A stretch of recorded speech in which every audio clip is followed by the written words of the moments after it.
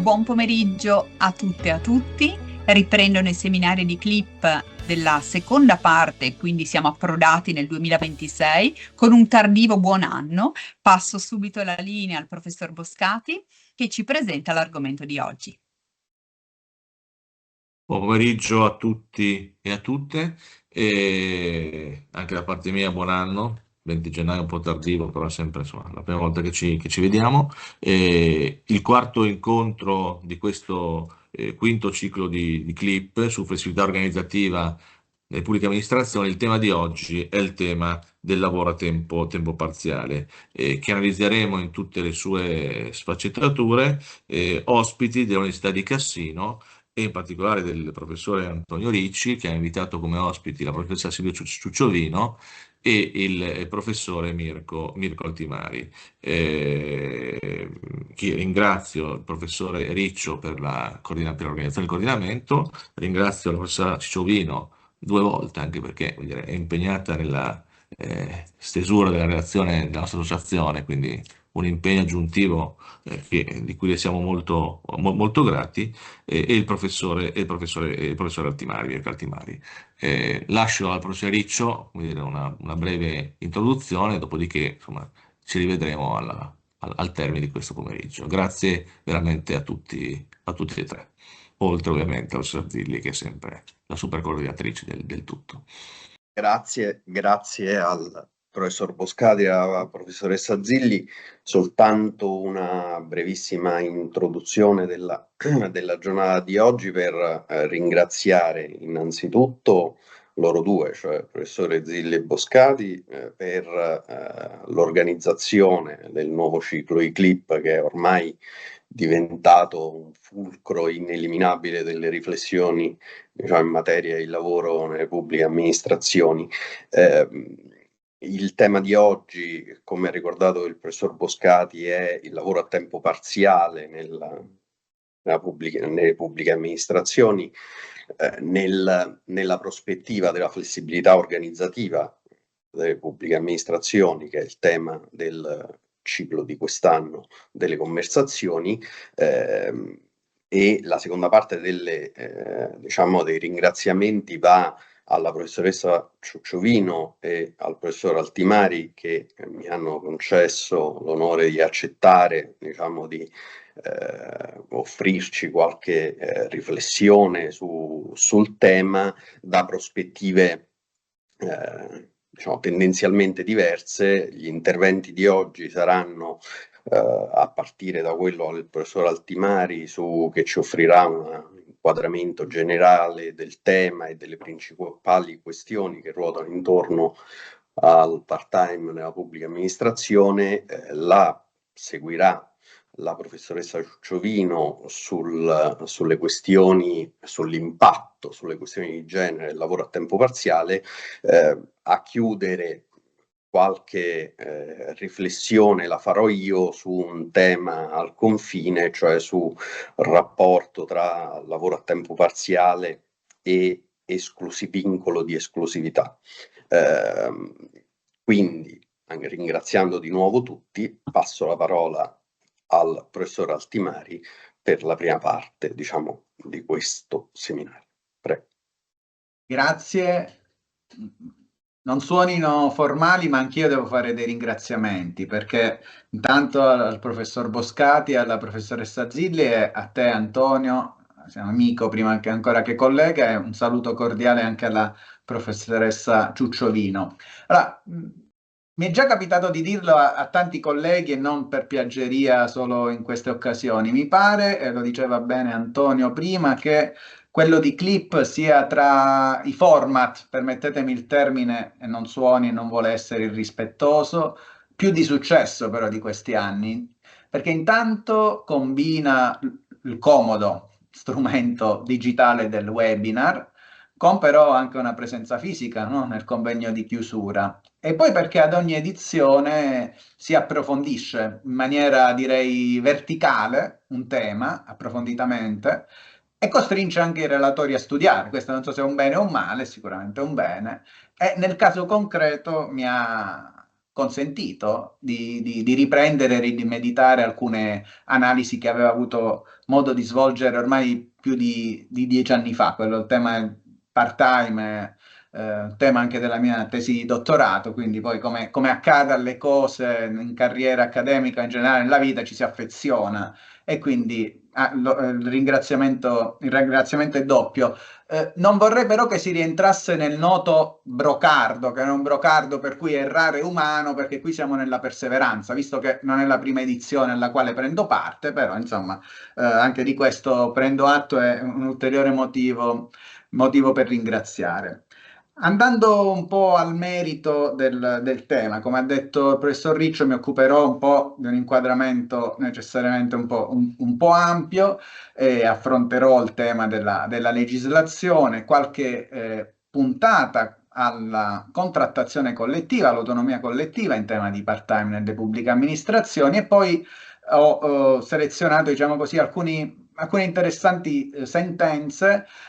non in tema, diciamo così, di discriminazione indiretta, un tema per eccellenza, diciamo così, della giurisprudenza, perché di quell'ambito si occuperà la professoressa Giucciavino, però altre questioni che ritengo di un certo interesse. Allora, sono consapevole del fatto che autocitarsi non è un modo elegante di iniziare una relazione, ne sono consapevole, chiedo la clemenza dei colleghi e di chi ci ascolta, però sono ancora più convinto, non per mera coerenza, ma per i motivi che spiegherò,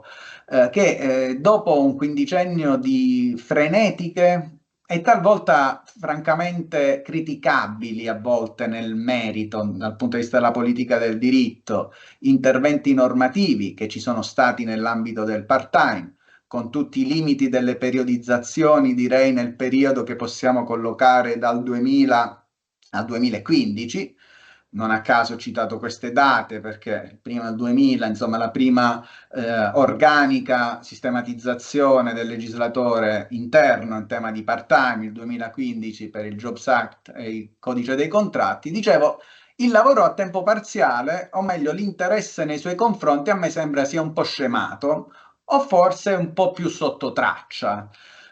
Attenzione, con questo non voglio dire che ciò si è tramutato in uno scarso interesse da parte della dottrina, perché in questi anni vi sono stati saggi monografici, degli interventi importanti, però la mia sensazione, magari mi sbaglio, è che il lavoro a tempo parziale non sia più parte di quelle, io le chiamo grandi narrazioni giuslavoristiche, che evidentemente a volte seguono un po' il corso anche, utilizzerò un termine sgradevole forse, delle mode, ma che ovviamente in questi anni si sono rivolte altrove. Ora, io penso di poter sostenere che non esiste alcun istituto nella nostra pura alluvionale legislazione che abbia subito invece le instabilità che ha subito il tempo parziale, soprattutto nell'ambito di quella collocazione temporale a cui prima facevo riferimento. Forse più ancora del contratto a termine, il quale assurge probabilmente più a torto che a ragione, però ad emblema della flessibilità dei rapporti di lavoro. E non a caso una lunga tradizione dottrinaria ormai superata, ma soprattutto a partire dagli anni '80, presentava, accomunato e trattato spesso congiuntamente i due istituti, evidentemente molto diversi, ma cosa li accomunava? In maniera differente hanno destrutturato il concetto fino a quel momento monolitico di contratto di lavoro subordinato, a cui necessariamente naturaliter, possiamo dire, si accompagnava poi la terminologia, l'aggettivazione di tempo indeterminato e orario pieno. Per intenderci, in estrema sintesi, riprendendo il magistero del professor Mario Napoli, la dicotomia tra contratto e rapporti. Contratto di lavoro subordinato costituisce una categoria unitaria, da cui tuttavia originano una varietà di rapporti i cui tratti di peculiarità risiedono in elementi estranei alla fattispecie e pertanto non in grado di inficiarne l'unitarietà. Ora, l'interesse nei confronti dell'istituto, diciamo così, in sé considerato, magari risente di meno appeal rispetto al passato, non certo con riferimento al più ampio tema all'interno del quale dobbiamo collocare l'istituto, vale a dire il tema dell'orario di lavoro, che tema che reca con sé delle questioni sistematiche talmente ampie che non è possibile, ma non necessitano neanche di essere esplicitate, e che nel pubblico impiego si arricchiscono, come abbiamo avuto modo di imparare, ascoltare anche nel recente convegno di CLIP dedicato a questo, di temi e questioni sempre nuove, o meglio rinnovate. Si pensi all'ampliamento dei servizi da rendere nei confronti dell'utenza, o a me piace chiamarla cittadinanza, no? Dall'altro lato, pensiamo all'incessante sviluppo del lavoro agile che, pur istituto profondamente diverso evidentemente, ma a me pare assorbire molte delle tradizionali questioni proprie del part-time, per esempio il tema di flessibilità della prestazione, di conciliazione. Allora, su questo, se mi è consentita una riflessione che riguarda più in generale il tema di quest'anno, dell'intero percorso seminariale di CLIP, che io trovo ancora attuale quanto fu scritto specificatamente ormai 30 anni fa per il telelavoro dal professor Viscomi, per cui l'innovazione tecnologica, soprattutto nel settore pubblico, tende ad assumere la valenza di metafora dell'innovazione amministrativa. Però confondere questi due piani reca un grave rischio, che è quella di una valenza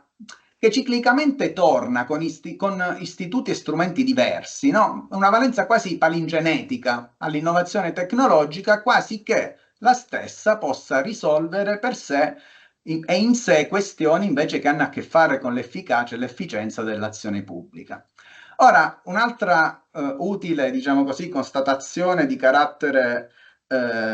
pregiuridico che vorrei fare è che il rapporto alle dipendenze della pubblica amministrazione è, a torto o ragione, anche nel sentire quotidiano, nel sentire comune, quanto di più assimilabile a quello che gli anglosassoni, no, definiscono 9 to 5 job, no? È chiaro che questa definizione reca con sé una serie di non detti che va al di là della letteralità approssimativa della traduzione, che evoca un'idea di routine a livello orario. So bene che non vale per tutto il pubblico impiego, chiediamolo a un infermiere o un medico, a un docente, se il suo è un 9 to 5 job, ma indicativamente per le mansioni più prettamente impiegatizie mi pare che questo continui ad essere vero. Un altro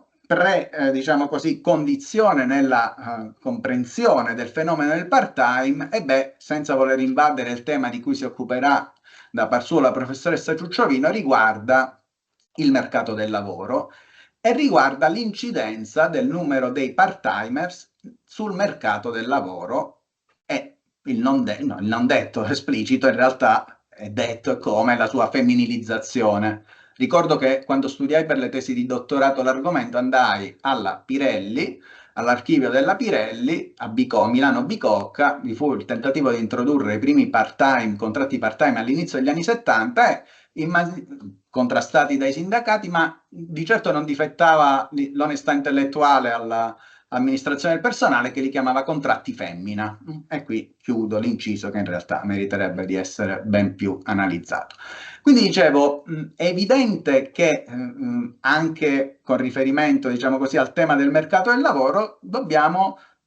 analizzare i dati. E i dati ci rivelano una crescita esponenziale del part-time nell'ambito del lavoro privato. Siamo attorno al 20%, non è poco. Se poi pensiamo che la dicotomia di genere ci dice che una lavoratrice su 3 è part-time e circa invece solo l'8%, che in realtà non è una quota così bassa di uomini e part-time. Anche qui un tema che non è possibile approfondire in questa sede. Penso ad alcuni settori particolarmente complessi, nell'edilizia per esempio c'è stato negli anni scorsi un boom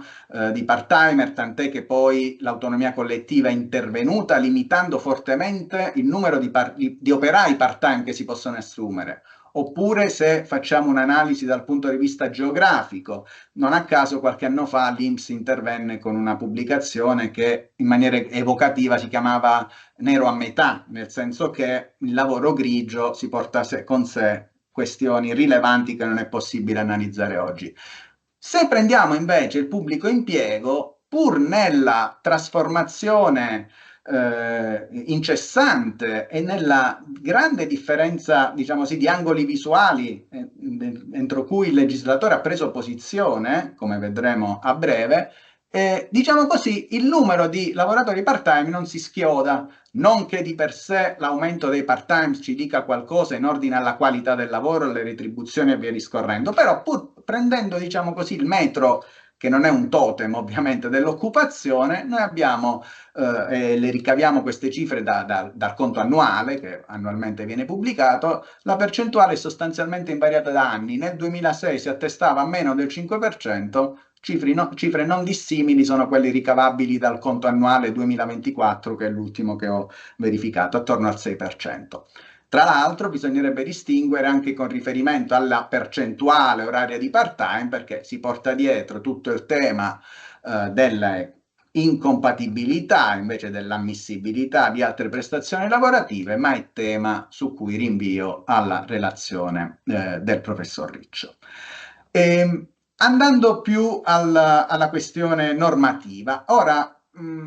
sullo sfondo possiamo dire questo, che si è più volte rimarcato in dottrina come la funzione, meglio la finalità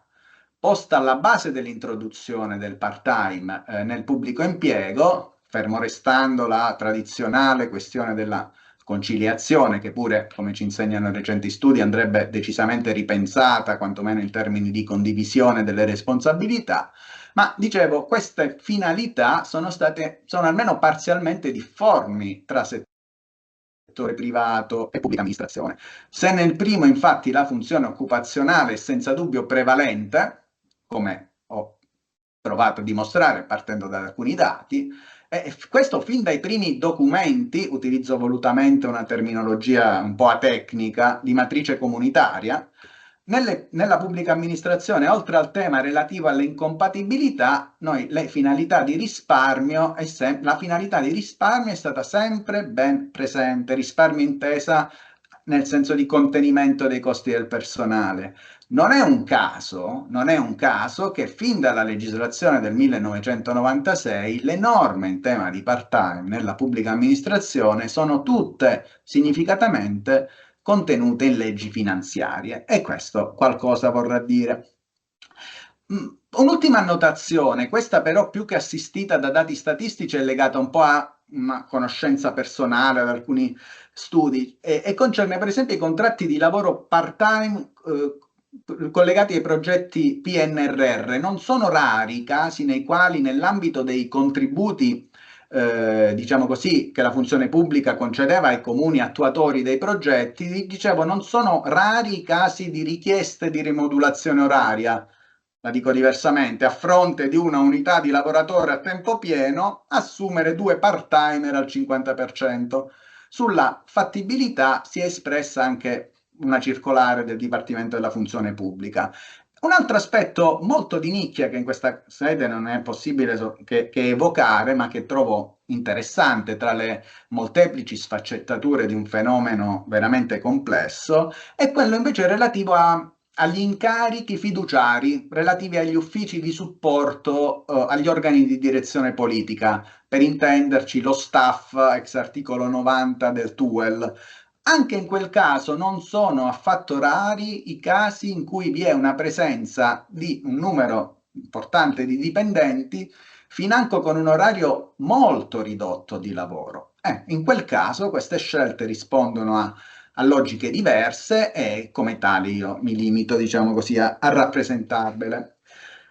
Nel proseguo vorrei trattare brevemente 3 macro temi, quindi. Il primo è la normativa di legge in tema di part-time nell'ambito della pubblica amministrazione. Il ruolo, secondo punto, è il ruolo della contrattazione collettiva. Farò qualche veloce riferimento ai principali contratti dei comparti della pubblica amministrazione.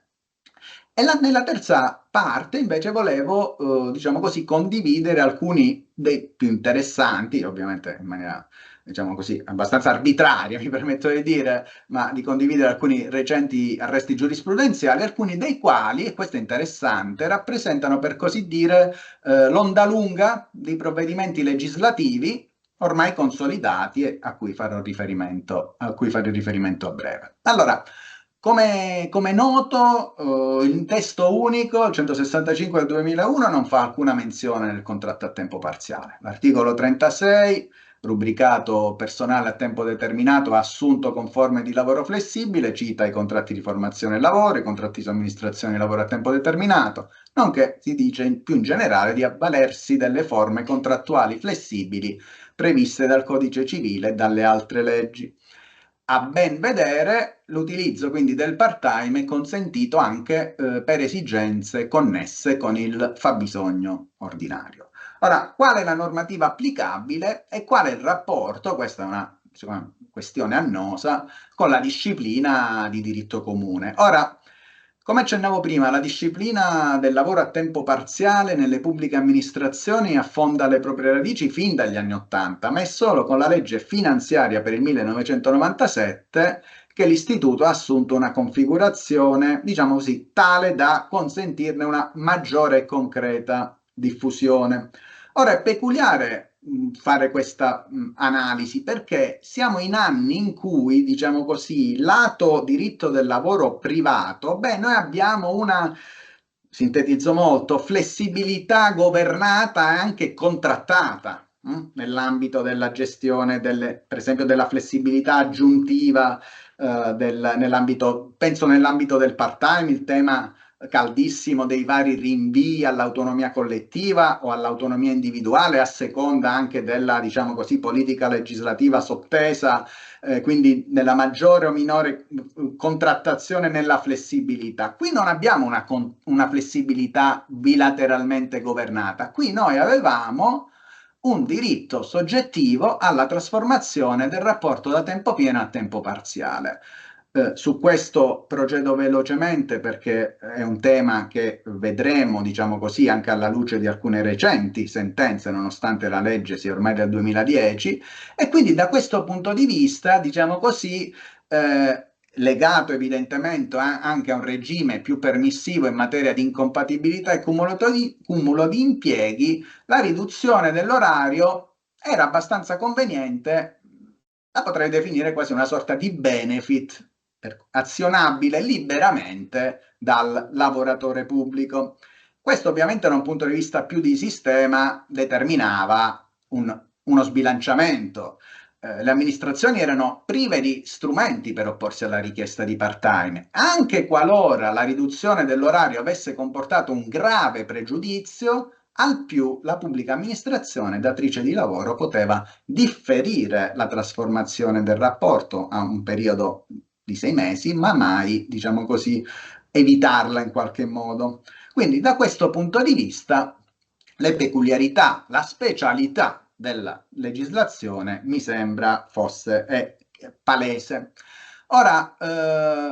quella che la professoressa Zilli ha definito in un saggio lunga marcia dell'avvicinamento del part-time privato e pubblico che si è faticosamente raggiunto, quindi col decreto legislativo 61/2000 è durato ben poco. E qui noi avevamo meglio, una situazione estremamente peculiare, perché facevo poc'anzi riferimento alle tante ondivaghe modifiche legislative, ne ha contate 5-6 nell'arco di pochi anni. Noi abbiamo avuto la legge 61 del 2000, poi abbiamo avuto il 276 2003, la legge 247 del 2007, la 183 del 2011, la legge 92 del 2012, per poi arrivare alla Jobs Act. Se consideriamo che il più delle volte l'elemento, diciamo così, fondante queste modifiche erano quasi tutte concentrate su un unico tema, quello che possiamo definire, diciamo così, della flessibilità aggiuntiva, e in ordine alla previsione delle clausole elastiche, all'epoca la terminologia era duplice, no? Flessibile ed elastiche, e del loro rapporto con l'autonomia collettiva individuale. Ora, questa particolarissima situazione, e mi si scuserà se per esigenze di tempo non riporto tutte le interpretazioni, ma quella maggioritaria in dottrina di fatto propendeva per una situazione ben peculiare, cioè una sorta di duplicità di binario. Da un lato il decreto legislativo 61 del 2000 di fatto ultrattivo nella sua versione originaria, che continuava a trovare applicazione per le sole pubbliche amministrazioni. Dall'altro il medesimo decreto, ma con le numerosissime modifiche più volte intervenute e sopra riportate, che si applicava ai datori di lavoro privati. Non a caso, quando intervenne il Jobs Act ad abrogare espressamente anche quel decreto ormai molto rabberciato, gli si concedeva quello che in maniera molto, diciamo, immaginifica era stato definito dal professor Del Punta l'onore delle armi, perché era effettivamente un decreto ormai difficile, quello del 2000 intendo, da leggere. Ora, quale la disciplina attualmente vigente? Noi abbiamo il decreto legislativo 81-2015 che ha intanto un articolo del codice dei contratti abrogato espressamente il 61 del 2000. Abbiamo gli articoli 4 e 11 del decreto legislativo Jobs Act, che in perfetta continuità però con il precedente articolo 10 del 61-2000 indica come applicabili anche alle pubbliche amministrazioni, diciamo così, l'istituto. C'è da dire che qui vi sarebbe un tema un po' da approfondire, nel senso che si fa un rinvio all'articolo 2,2 del testo unico. Ricordiamo che la prima parte dell'articolo 2,2 del testo unico del pubblico impiego dispone che i rapporti di lavoro dei dipendenti delle amministrazioni pubbliche sono disciplinati dalle disposizioni del codice civile, delle leggi sui rapporti di lavoro subordinati all'impresa, fatte salve le diverse disposizioni contenute nel presente decreto, che costituiscono disposizioni a carattere imperativo. Sicuramente quindi vengono fatte salve le disposizioni in materia di incompatibilità, di cumulo di impieghi, quelle insomma disciplinate all'articolo 53 dello stesso testo unico. La seconda parte dell'articolo 2,2 prevede, diciamo così, sintetizzo, un dialogo con l'autonomia collettiva, nel senso che eventuali disposizioni di legge che introducano discipline la cui applicabilità sia limitata ai dipendenti delle amministrazioni pubbliche possono essere derogate da successivi contratti o accordi collettivi. Ora, non sembra che l'attuale articolo 12 del decreto legislativo 81-2015 rientri nel novero delle disposizioni espressamente limitate al pubblico impiego e quindi non avremo alcun rinvio al meccanismo di sostituzione delle norme di legge attraverso le previsioni contrattuali. Allora, di primo acchito il decreto legislativo 81 parrebbe aver unificato la disciplina, la quale quindi non è più caratterizzata da una duplicità di regimi, e però a ben vedere l'articolo 12 dispone che le disposizioni della presente sezione si applicano, ove non diversamente disposto, anche ai rapporti di lavoro alle dipendenze della pubblica amministrazione, con l'esclusione di quelle contenute negli articoli 6,2 e 6 e 10, che vedremo brevemente, e fermo restando quanto previsto da disposizioni speciali in materia. Ora, noi avevamo la stessa di fatto formulazione dell'articolo 10 del decreto legislativo 61-2000,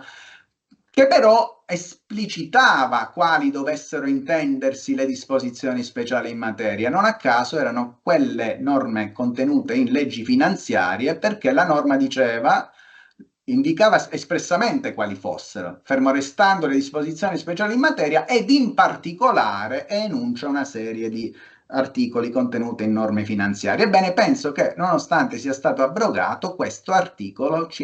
è comunque di utilità all'interprete e all'operatore nell'ambito delle pubbliche amministrazioni per delineare, diciamo così, questo quadro complesso di norme ad oggi applicabili.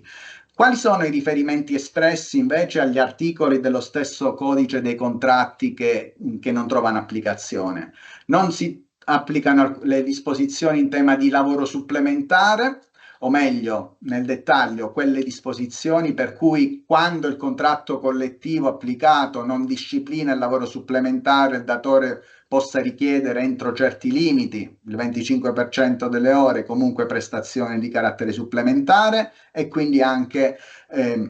il tema relativo alla maggiorazione, 15%, il tema delle clausole elastiche, che riprenderò brevemente, e così come anche una parte della disciplina relativa al regime sanzionatorio. Quindi, pur se si è andati verso una omogeneizzazione con la disciplina, sicuramente dobbiamo dire che non vi è stata una completa unificazione. Ora, il tema, diciamo così, più complesso da verificare è proprio quello delle clausole elastiche e del lavoro supplementare. A ben vedere, in una formulazione del part-time che non preveda entrambi questi istituti, il contratto di lavoro a tempo parziale è lungi dall'essere strumento di flessibilità anche organizzativa, è quanto di più estremamente rigido. E questo legittimamente, perché quando si parla di part-time, ma forse più in generale di orario di lavoro, a me non pare démodé la necessaria valorizzazione della pur risalente sentenza della Corte Costituzionale 2010 del 92, anzi, di recente la Cassazione ha valorizzato quegli insegnamenti anche in una sentenza riferita a una delle tematiche più complesse, almeno nell'ambito del settore privato del part-time, cioè quel rinvio a turni programmati che nel part-time suscita più di una potenziale criticità. La sentenza è annotata su Equal di recente dalla professoressa Pasqualetto. Ora, rispetto quindi al part-time nell'impiego privato, come si pone nell'ambito del pubblico impiego il tema del lavoro supplementare e delle clausole elastiche, nel senso che abbiamo in entrambi i casi un rinvio alla contrattazione collettiva e in mancanza della contrattazione collettiva sul punto, il datore di lavoro, l'amministrazione pubblica, non può avvalersi dei due istituti. Allora, da questo punto di vista, riprendo brevemente a breve i principali, per una brevissima panoramica, i principali contratti collettivi. Richiamo l'ultimo punto della materia esclusa, diciamo così, espressamente dal codice dei contratti, ed è quella relativa al tema sanzionatorio, perché rispetto ai dipendenti del settore privato fa eccezione la disciplina sanzionatoria relativa alla violazione degli obblighi legali, quindi però non sono applicabili né la conversione del contratto, articolo 10,1, né l'intervento del giudice per determinare la collocazione oraria, articolo 10,2, né, ed è questo il punto dolente, cito ancora una volta la professoressa Zilli perché lo aveva evidenziato tra le poche molto con forza, è il risarcimento del danno nel caso in cui venga violata la disciplina legale o collettiva. Quindi se le prime due previsioni sembrano comprensibili, nell'ottica della prevalenza nella PA del dato formale su quello fattuale, la questione relativa al risarcimento del danno desta notevoli perplessità che però permettetemi di non affrontare in questa sede. Allora, se abbiamo inteso come un ruolo particolarmente importante sia quello della flessibilità aggiuntiva, anche in un'ottica di flessibilità organizzativa evidentemente dell'amministrazione, vediamo brevemente quelle che sono le regole in tema di lavoro supplementare. Tralascio dei tradizionali comparti ho tralasciato, diciamo, nella mia analisi quello della scuola e dell'istruzione per le note peculiarità in termini di orario a tempo pieno. È un caso interessante, ad esempio, quello delle funzioni locali. Intanto è interessante verificare come non è sparito dal vocabolario giuridico quelle dizioni di lavoro di part-time orizzontale, verticale e misto che non ritracciamo più nell'81-2015, ma che evidentemente sono ben presenti prima ancora che ai contratti, all'articolazione concreta dei rapporti, e quindi come tale c'è un rimando agli stessi. Allora, parlando brevemente del contratto sulle funzioni locali, noi abbiamo una misura massima della percentuale di lavoro supplementare che può essere richiesta pari al 25% della durata dell'orario di lavoro. Anche qui in, diciamo così, omogeneità con quanto disposto dalla legge, in quel caso nel settore privato le ore di supplementare sono retribuite con una maggiorazione del 15%, tuttavia il ricorso al supplementare è circondato da particolari tutele. limiti, essendo ammesso, leggo, per specifiche e comprovate esigenze organizzative in presenza di particolari situazioni di difficoltà organizzative derivanti da concomitanti assenze di personale non prevedibili ed improvvise. Inoltre, ovviamente, vi è il tema della legittimità del rifiuto allo svolgimento del lavoro supplementare per comprovate esigenze lavorative, di salute, familiari o di formazione professionale. Cito soltanto un tema che poi vorrei riprendere alla fine. Ma importante, oltre al tema della flessibilità aggiuntiva, è anche tutto il tema della trasformazione del rapporto da tempo pieno a tempo parziale. E allora l'articolo 53 del contratto prevede che i dipendenti che hanno ottenuto la trasformazione del proprio rapporto da tempo pieno a tempo parziale hanno diritto di tornare a tempo pieno alla scadenza di un biennio dalla trasformazione, anche in soprannumero, oppure prima, a condizione che vi sia disponibilità del posto in organico. Con riferimento invece a quanti siano assunti direttamente a tempo parziale, non appaia una ipotesi di scuola, perché volutamente l'ho citata prima quando ho parlato di alcune assunzioni nell'ambito del PNRR e via discorrendo. I dipendenti assunti con rapporto di lavoro a tempo parziale, quindi dall'origine, hanno diritto di chiedere la trasformazione del rapporto a tempo pieno decorso un triennio dalla data di assunzione, evidentemente a condizioni che vi sia il posto in organico e nel rispetto dei vincoli di legge in materia di assunzioni.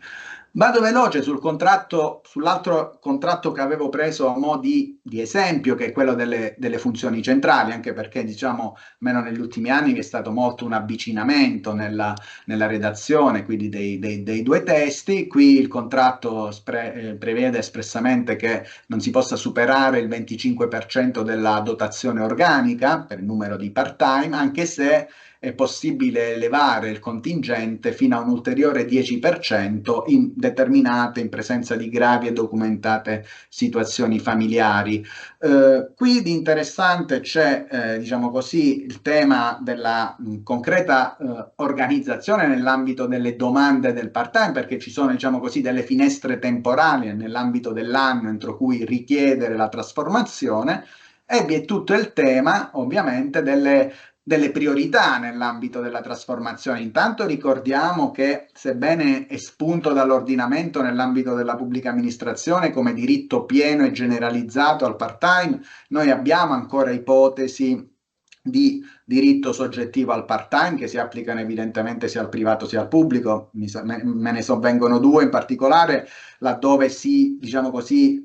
fissato al 50%, laddove si sostituisca per intenderci, il vecchio congedo parentale, oppure per ipotesi, insomma, molto gravi di malattie relative allo stato di salute. Evidentemente in questo caso quei limiti percentuali e anche quelle norme procedurali che il contratto si è premunito di allestire vengono, diciamo così, evidentemente e correttamente derogate. Disposizioni non dissimili si hanno anche per il contratto collettivo del comparto sanità. Non lo richiamo, dico semplicemente, ricordo come si tratta di un comparto in cui il tema degli orari di lavoro e spesso la carenza di alcuni profili professionali rende ancora più complesso un genuino bilanciamento tra esigenze organizzative e una gestione accorta del rapporto tra tempi di vita e tempi di lavoro. Credo che, diciamo, a completare il discorso relativo a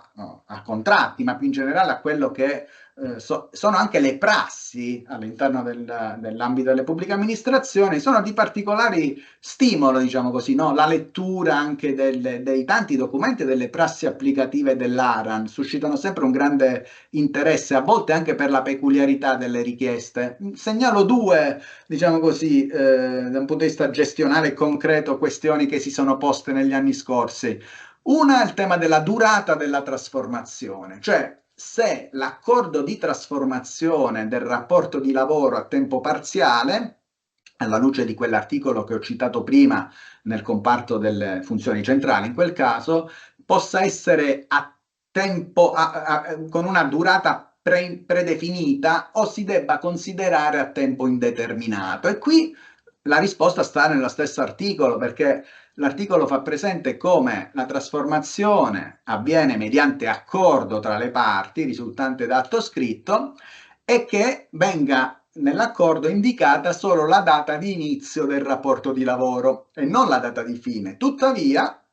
a ben leggere, noi abbiamo, l'ho accennato prima, il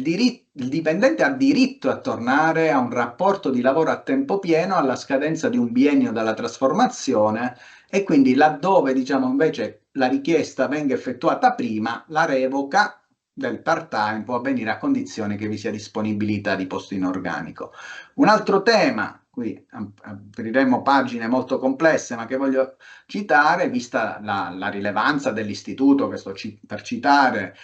con gli interventi legislativi e con le tornate contrattuali che l'hanno definito, il tema dell'incarico, per esempio, di elevata qualificazione al personale in regime di part-time, e quindi il contratto prevede che i comuni privi di dirigenza in relazione alle specifiche esigenze organizzative individuano le posizioni organizzative che possono essere conferite anche al personale con rapporto a tempo parziale di durata non inferiore al 50%. Il principio però del riproporzionamento del trattamento economico trova evidentemente anche applicazione con riferimento alla retribuzione di posizione. Prima di vedere in estrema sintesi alcune interessanti pronunce, volevo chiudere il tema della legislativo, della regolamentazione del part-time, facendo un piccolissimo riferimento al tema previdenziale, ma nel dettaglio di quella peculiare normativa che si applica non tanto, e non è una normativa speciale in ordine alla pubblica, al part-time to cure, ma alla quella particolarissima, diciamo così, modalità articolativa che è quello del part-time verticale. Ora, noi sappiamo che il part-time verticale, soprattutto su base annua, si porta dietro una serie di, definiamole, criticità. È uno strumento che in alcuni casi ha conosciuto anche diciamo così, può essere utilizzato come sostituto funzionale del contratto a tempo determinato, e anche in settori in cui il part-time non è diffuso, penso alla meccanica, c'erano, diciamo così, dei contratti aziendali, faccio il caso della Piaggio perché è particolarmente noto, che prevedeva un rilevante numero di lavoratori assunti a tempo indeterminato e a orario articolato su tot mesi di lavoro. Ora, si ricorderà anche che vi fu una pluralità di sentenze essenzialmente su due grandi temi. Uno, il tema dell'interpretazione dei periodi di non lavoro, cioè se gli stessi dovessero o meno determinare il diritto alla NASPI. Ricordo anche che negli anni scorsi, nel periodo, diciamo, pandemico o post-pandemico, vi era stato previsto anche un sostegno una tantum a determinate condizioni.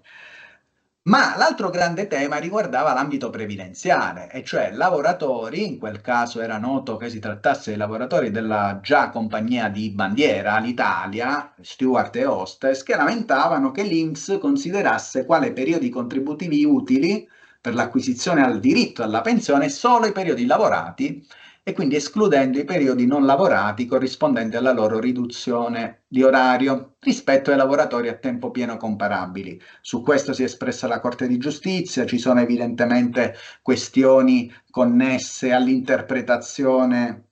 di ciò che si debba intendere per retribuzione, parità di trattamento con il lavoratore a tempo pieno comparabile. La mia annotazione era un po' diversa e partiva proprio dalla legislazione ad hoc prevista da sempre per la pubblica amministrazione, perché le norme di cui stiamo parlando sono norme di carattere generale, non sono disposizioni speciali in tema di previdenza dettate per il tempo parziale. Infatti si trattava dell'articolo 7, diciamo, della legge 463 dell'83,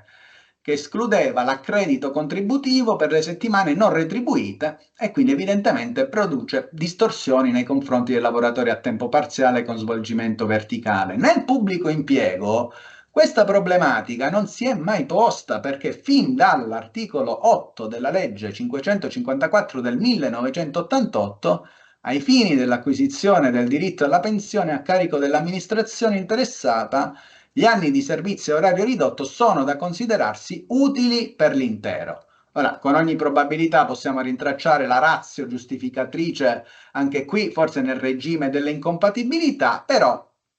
diciamo così, la soluzione l'avevamo anche in casa, nel senso che applicando una normativa risalente, perché è della metà degli anni '80, che si applica alla previdenza nell'ambito del pubblico impiego, anche ai lavoratori del settore privato.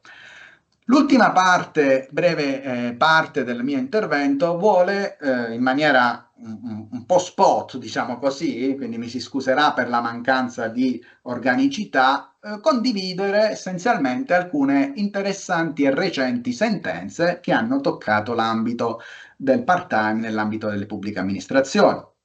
Tra le più interessanti, intervenute anche in anni recenti, vi sono quelle relative al tema della discriminazione indiretta, che ha toccato anche datori di lavoro della pubblica amministrazione, ma su questo non dirò altro perché il tema sarà approfondito dalla professoressa Ciucciovino.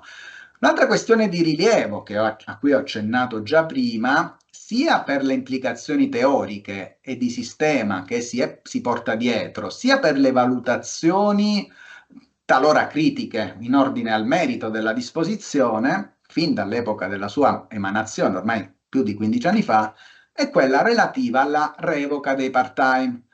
E in maniera che può apparire peculiare, noi nei repertori giurisprudenziali di legittimità abbiamo anche in anni recentissimi l'onda lunga di quel contenzioso, no? Ora, ho più volte evocato il passaggio dal diritto soggettivo al part-time a invece un ruolo nella pubblica amministrazione che, diciamo così, ha determinato un cambiamento a 180 gradi, diciamo, della norma. La ricordo brevemente. Noi avevamo, nell'ambito di quella famosa legge finanziaria del 97, per il 97, la possibilità che il diritto a part-time conseguisse di fatto a domanda e per i casi che non riguardavano, diciamo così, il conflitto di interessi, eccetera, ma in tutti gli altri casi, anche nei casi in cui ciò determinava pregiudizio alla funzionalità dell'amministrazione, l'unica, diciamo così, risposta dell'amministrazione poteva essere il differimento della trasformazione. Dopodiché noi abbiamo invece con la legge famosa 112 del 2008, diciamo così anche l'elemento di contesto meriterebbe di essere analizzato, fu uno dei il primo cosiddetto decreto Brunetta, insomma, da un punto di vista anche della spesa pubblica, dei tagli alla spesa pubblica, la spending review, non dico cose note. Quindi, diciamo, avevamo invece un mutamento di paradigma per cui l'amministrazione, diciamo così, ben poteva essa stessa valutare la concessione del part-time. La norma più delicata però fu quella di cui all'articolo 16 del collegato lavoro, perché lì anche a distanza di 2 anni praticamente dalla norma noi avevamo un inedito diritto di ripensamento rispetto alle riduzioni orarie, diciamo così, obtorto collo autorizzate anche pre-2008. E quindi da questo punto di vista era certamente un potere eccezionale, avevamo una finestra temporale di 6 mesi per ricondurre unilateralmente, non in maniera arbitraria, ma pur sempre nel rispetto dei principi di correttezza e buona fede, quindi almeno una parte delle trasformazioni in part-time accordate a una modifica a tempo pieno. Cito Cassazione del 4 gennaio 24, la numero 276, un'ordinanza in cui appunto si evidenzia il più delle volte la maggior parte di queste revoche fu compiuta dal Ministero della Giustizia. Si andò anche alla Corte di Giustizia, nel caso Mascellani, se non vado errato. La sentenza del 2014 ci riporta come, diciamo così, principio di diritto, i principi di correttezza e buona fede della norma, richiamati dalla norma, impongono un bilanciamento fra gli opposti interessi che non può tuttavia annullare il conferimento del potere datoriale né determinare una prevalenza dell'interesse del dipendente,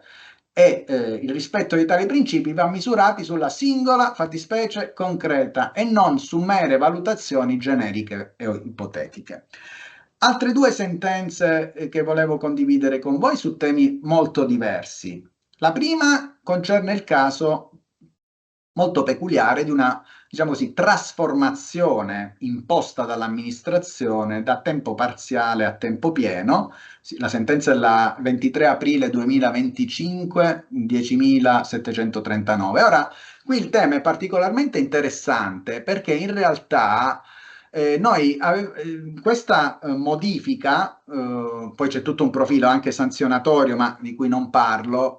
era stata di fatto imposta unilateralmente dall'amministrazione, ma nell'ambito del trasferimento ex articolo 31 165/2001, cioè passaggio di dipendenti per effetto di trasferimento di attività. Il caso riguardava un lavoratore pubblico trasferito dalla provincia di Trieste a un diverso e nuovo ente, che è l'Unione Territoriale Intercomunale Giuliana. Tra l'altro, per i casi della vita, mi ero imbattuto in questo ente per via di alcuni miei recenti studi su tutt'altro argomento, in tema di rapporto di lavoro e utilizzo delle lingue minoritarie, perché evidentemente c'erano delle amministrazioni comunali in cui lo sloveno è utilizzabile. Ora, il dipendente aveva un contratto a tempo parziale e il nuovo ente, all'atto del trasferimento, gli intimava di sottoscrivere un contratto a tempo pieno, tra l'altro anche sanzionandolo. Ora, la Cassazione ribadisce come il trasferimento determina una cessione del contratto che prosegue presso l'ente cessionario con tutte le condizioni originarie, incluso l'orario di lavoro. Qualsiasi modifica richiede un accordo e non può essere imposta attraverso la stipula di un nuovo contratto, né evidentemente il rifiuto del dipendente giustifica sanzioni disciplinari. Ora, è importante perché certamente cita, diciamo così, l'articolo 31 del testo unico, che, diciamo così, è a dir poco scarsamente utilizzato, però il principio di diritto è ben, diciamo così, consolidato e può ben riferirsi anche alle più frequenti ipotesi di passaggio diretto di personale tra amministrazioni diverse, in base dunque all'articolo 30 del testo unico. L'ultimissima questione in 3 minuti che vorrei trattare non riguarda il part-time espressamente, ma riguarda pur sempre una riduzione, o meglio una rimodulazione dell'orario di lavoro. E mi sto riferendo a un'interessante sentenza che è stata anche annotata di recente, ormai un anno fa, che concerne i contratti di solidarietà. Cosa c'entra il contratto di solidarietà con la pubblica amministrazione? Allora, la sentenza affronta il nodo di fatto, continuo nel trittico, no? Ho parlato del 30, del 31, del 33 del testo unico, cioè la legittimità di un contratto di solidarietà difensivo nell'ambito delle eccedenze di personale. Qui avevamo un comune molto peculiare anche per la sua struttura, il comune di Campione d'Italia, che come sapete è un'exclave, diciamo così, l'unica exclave in territorio svizzero, che per motivi legati alla crisi dell'altro grande datore di lavoro che insiste su quel comune, che è il Casinò, avevamo una gestione di eccedenza di personale e una riduzione unilaterale dell'orario dei dipendenti del circa del 10%. Soltanto a seguire, la faccio molto breve, intervenne tra l'altro con un solo sindacato, anche su questo diciamo c'erano profili molto interessanti, il vero e proprio, diciamo così, accordo di solidarietà. Ora, il tema che mi permetto soltanto di condividere è questo, cioè il passaggio più innovativo. Noi abbiamo una potenziale applicazione del contratto di solidarietà difensivo, pur scollegato rispetto a quell'altra, diciamo così, branca a cui è connesso nel privato in maniera ontologica, mi permetto di dire, cioè che è la cassa integrazione guadagni. E quindi in questo modo invece la potenziale applicabilità del contratto di solidarietà difensivo come modalità alternativa e collettiva di gestione dell'eccedenza, e in questo caso poi c'erano tutta una serie di, diciamo così, prescrizioni nell'ambito della funzione del contratto collettivo, che in quel caso, censurato dalla Cassazione, in realtà pretendeva di, diciamo così, disciplinare per il passato, invece evidentemente lo poteva fare soltanto pro futuro. Non so se sono stato nei tempi, chiedo alla professoressa Zilli, diciamo così, perdono se li ho superati, e vi ringrazio ancora una volta per l'attenzione. Abbiamo adesso allora l'intervento della professoressa Ciucciovino, ringrazio moltissimo il collega Altimari e direi siamo pronti per proseguire. Grazie molto al professor Riccio per l'ospitalità e alla professoressa Zilli e al professore Boscati per il coinvolgimento in questo diciamo, evento CLIP. Io mi avverrò di alcune slide che proietto che mi accompagneranno un po' nella esposizione. Allora, ovviamente io mi limiterò ad alcuni profili che sono quelli che mi sono stati assegnati, quindi non toccherò minimamente il rapporto di lavoro a tempo parziale nell'APA in generale, perché poi è stato egregiamente trattato dal professor Altimari. Mi limiterò, diciamo così, a individuare alcune questioni di genere che, almeno a mio modo di vedere, coinvolgono questa tipologia contrattuale in modo particolare. Peraltro il tema tocca altri temi dell'intero ciclo di seminari CLIP, quindi non mi vorrei sovrapporre ad altre tematiche pure che verranno trattate, quella di forme di lavoro da remoto, orario flessibile, pari opportunità, eccetera. Però cercherò insomma di limitarmi ad alcune considerazioni che possono semmai anche fare piccole incursioni in altri temi ma senza trattarli. Allora, dividerei la mia presentazione in questi punti, quindi partendo da alcuni dati, da alcuni numeri che fanno in qualche modo dimostrano come ci sia un'accentuata femminilizzazione, diciamo, nel part-time, nella pubblica amministrazione.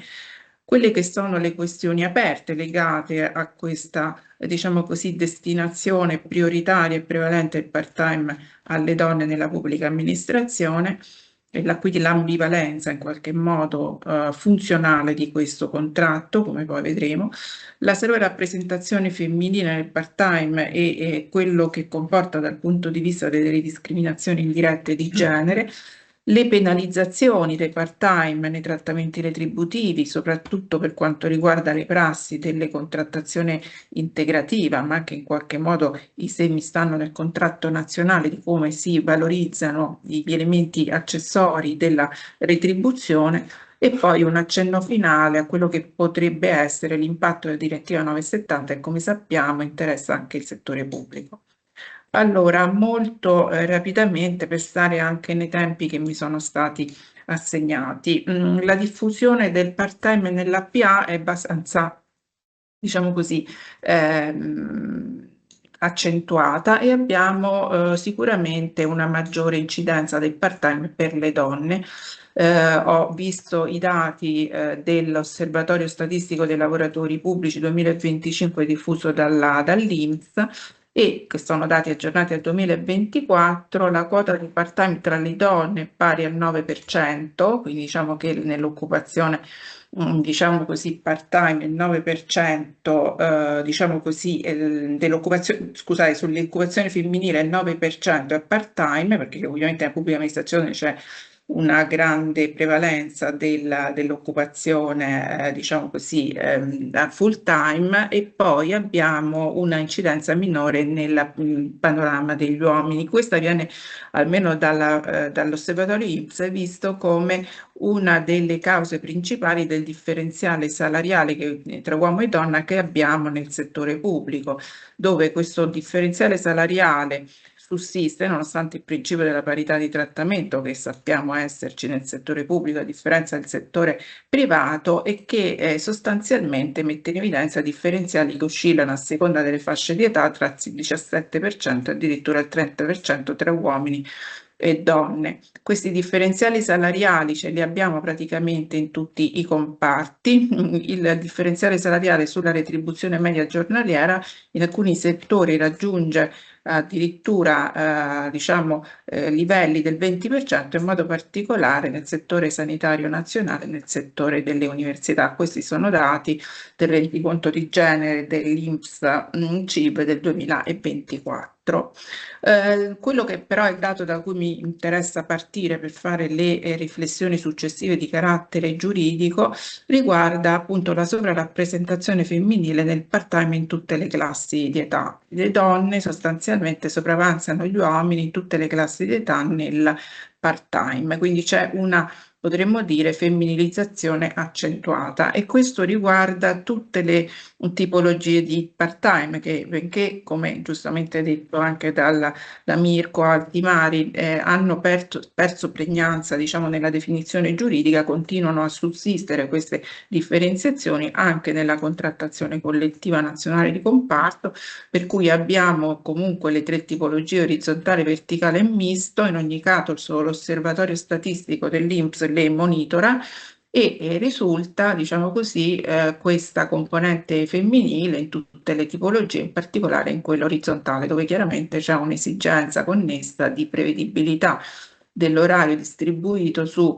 diciamo così, tutti i giorni, che in qualche modo ci richiama ad un impegno extra lavorativo delle donne altrettanto fisso e, diciamo così, e quotidiano. Ora, detto questo, che in qualche modo non fa altro che confermare quella che è una nostra percezione, insomma, potremmo dire un dato di esperienza comune, la questione del part-time delle donne nella pubblica amministrazione, perché poi di questo stiamo parlando, ci pone di fronte a un problema, cioè è un bene o un male questa, diciamo così, concentrazione delle donne? Perché da una parte, quindi ci sono, diciamo così, chiaroscuri in questa femminilizzazione, perché da una parte il part-time è un modello sicuramente contrattuale d'elezione per la conciliazione vita-lavoro e per l'assunzione di responsabilità nel lavoro di cura, quindi in qualche modo è un contratto che di per sé concilia, consente la conciliazione, quindi consente in qualche modo l'inclusione lavorativa e la partecipazione lavorativa di donne che altrimenti sarebbero magari escluse dal mondo del lavoro. Questo quindi potremmo dire che c'ha una valenza conciliativa, c'ha una valenza di partecipazione, e quindi è uno strumento che in qualche modo favorisce l'occupazione femminile, ma è chiaro che questo porta con sé innanzitutto un modello culturale di base, cioè che è quello chiaramente della femminilizzazione del lavoro di cura, e quindi è un po' un sistema che si autoalimenta e quindi rischia di creare alcuni effetti negativi, diciamo così, alcuni rischi che sono connessi con questa destinazione del part-time alle donne. Innanzitutto, appunto, una segregazione in termini orizzontali anche in settori particolarmente femminilizzati, perché sono dei settori che in qualche modo ci assumono una, diciamo così, prevalenza di carattere femminile, con spesso associato l'ulteriore fattore di segregazione contrattuale. Quindi abbiamo una sovrapposizione tra una segregazione contrattuale in tipologie orarie ridotte, in modo particolare il part-time, perché è quello che ci dà la prevedibilità anche oraria maggiore, e il fatto che spesso questi si concentrano in determinati settori o anche in determinati livelli in qualche modo della scala professionale. E infatti il part-time ci porta degli effetti negativi anche sulle possibilità di sviluppo della professionalità, dell'acquisizione di lunghe anzianità lavorative, e come vedremo sono in qualche modo esse stesse fonte di ulteriori problematiche e potenziali discriminazioni. Quindi questa diciamo destinazione prevalente in linea di massima sì, è inclusiva da un certo punto di vista, però è una inclusione che rischia di discriminare o comunque di segregare. A questo punto quindi ci dobbiamo porre diciamo il problema della uscita da questa specie che io chiamo trappola del part-time per le donne. Cioè, le donne ovviamente devono avere questa opportunità, ma dobbiamo cercare di evitare che questa si trasformi in una trappola. E qui mi chiedo e pongo all'attenzione soprattutto di tutti gli studiosi che partecipano assiduamente a CLIP e agli studiosi del lavoro pubblico anche, se la diffusione di forme, diciamo così, alternative di flessibilità organizzativa e oraria e di conciliazione vita-lavoro, che effettivamente negli ultimi anni stanno avendo un forte impulso, una forte diffusione sia nel lavoro pubblico che nel lavoro privato, un appoggio anche legislativo, e quindi la diffusione di questi modelli più flessibili in senso generale anche per i full time possono aiutare in qualche modo a riequilibrare la rappresentazione di genere nel part time. Cioè nel momento in cui alcune flessibilità sono ricavabili anche da modelli contrattuali full time, questo lo vediamo chiaramente anche nei rinnovi ultimi dei contratti collettivi di comparto, dove effettivamente abbiamo delle flessibilità importanti sui contratti full time, allora questo può diventare forse la strada maestra per cercare di riequilibrare, rendere più neutro dal punto di vista del genere il part time nel pubblico impiego. Perché? Perché le donne possono eventualmente trovare sbocco, sfogo delle loro esigenze di vita diciamo di alternativa a quella lavorativa anche in tipologie contrattuali non necessariamente ad orario ridotto. E questa è una pista che sicuramente avvicina la posizione professionale degli uomini e delle donne nel mercato del lavoro e nell'organizzazione del lavoro, e secondo me andrebbe diciamo così curata proprio in questa prospettiva di neutralizzazione in termini di genere dell'utilizzo di certe tipologie contrattuali, chiamiamole così, più precarie o più flessibili. Quindi uno sviluppo della normativa che andrebbe secondo me assecondata oculatamente anche dalla contrattazione collettiva sia nazionale che integrativa in quest'ottica. E qualche spunto insomma ce lo abbiamo, ma si può forse ulteriormente focalizzare uno sviluppo di questo tipo. In secondo luogo, l'utilizzo del diritto antidiscriminatorio in una funzione, chiamiamola così, preventiva, non soltanto repressiva, come siamo abituati un pochino a concepire il diritto antidiscriminatorio, cioè come un diritto che porta a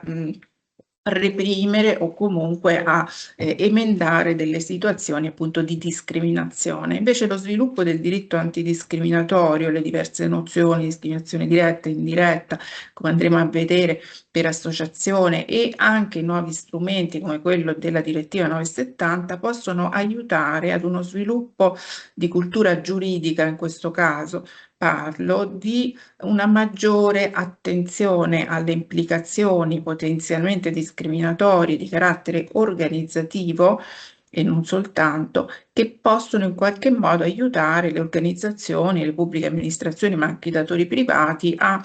valutare in un'ottica più preventiva, ecco, tutta una serie di decisioni o politiche o azioni contrattuali o di gestione del personale in questa prospettiva. Quindi è un bene che il diritto antidiscriminatorio si stia in qualche modo diffondendo, qualche volta con preoccupazione da parte degli operatori, però insomma una maggiore attenzione a questo diritto, una funzione preventiva, secondo me, può aiutare a uscire da tutta una serie di problematiche che ci portiamo, diciamo, dietro da tanti anni.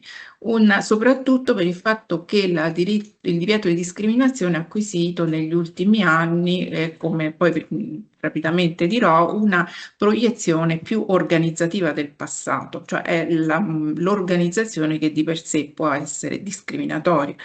E questo quindi è molto attinente al tema ovviamente del part-time, perché esso stesso, diciamo così, è una forma di organizzazione del lavoro e quindi o comunque di forme organizzative del lavoro che interagiscono col part-time e possono in qualche modo esse stesse avere un precipitato potenzialmente discriminatorio. In tutto questo, chiaro che un ruolo fondamentale per evitare le trappole ce l'ha la contrattazione collettiva, qui qualche spunto lo darò, la trasparenza retributiva, come pure tornerò ai nuovi organismi di parità che vengono rilanciati non solo dalla direttiva 970 che gli attribuisce tante funzioni, ma anche da una direttiva di cui poco si parla, la 1500 del 2024, una direttiva per la riforma degli organismi di parità. Ora, è vero che siamo infarciti di organismi, soprattutto nel pubblico impiego, di organismi, di diciamo così, presidi, di prassi, di procedure sulla, diciamo così, a presidio della parità. Quindi non è che l'organismo di per sé ci garantisce l'effettività, però ecco, la speranza è ultima a morire. In ogni caso queste direttive dotano questi organismi di tutta una serie di poteri aggiuntivi che è bene focalizzare, che potrebbero essi stessi farsi in qualche modo più artefici, più attori, più diciamo promotori del superamento di una serie di problematiche che oggi vediamo nella segregazione femminile nel part-time.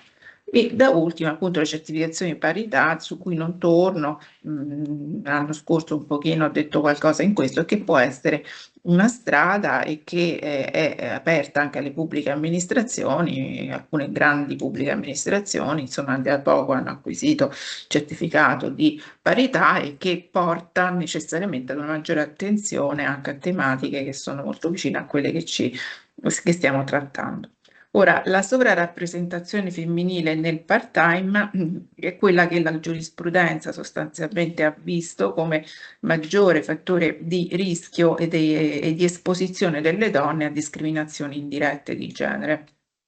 Qui diciamo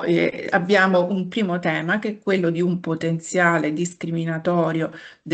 indiretto del principio di riproporzionamento, perché noi sappiamo che il part-time, come ci ha detto anche il professore Altimari, diciamo così, in base alla disciplina generale del decreto 81/2015, è dotato di una disciplina comune per il lavoro pubblico, per il lavoro privato. Il principio del riproporzionamento di per sé è un principio chiave della normativa del part-time, che vuol dire che abbiamo un riproporzionamento del trattamento economico e normativo in ragione della ridotta entità della prestazione lavorativa. Questo in qualche modo, il principio di proporzionamento va di conserva, come si dice, cioè va di pari passo con il principio della parità e quindi del divieto di discriminazione. Ora, quindi il problema è capire ma quando è che il riproporzionamento è qualcosa di fisiologico e quando è che invece sconfina in una, diciamo così, situazione di penalizzazione e quindi travolge il principio della parità, o meglio del divieto di discriminazione del part-time. È su questo confine delicato tra il riproporzionamento del part-time e la penalizzazione del part-time nelle pratiche di riproporzionamento che si è in qualche modo concentrata alla giurisprudenza, e questo ha riguardato in modo particolare il riproporzionamento, per esempio, nel calcolo delle anzianità di servizio per i part-time nelle progressioni economiche. Questo è un esempio tratto appunto da una sentenza di Cassazione importante, un punto di riferimento del 2021. Il caso era quello di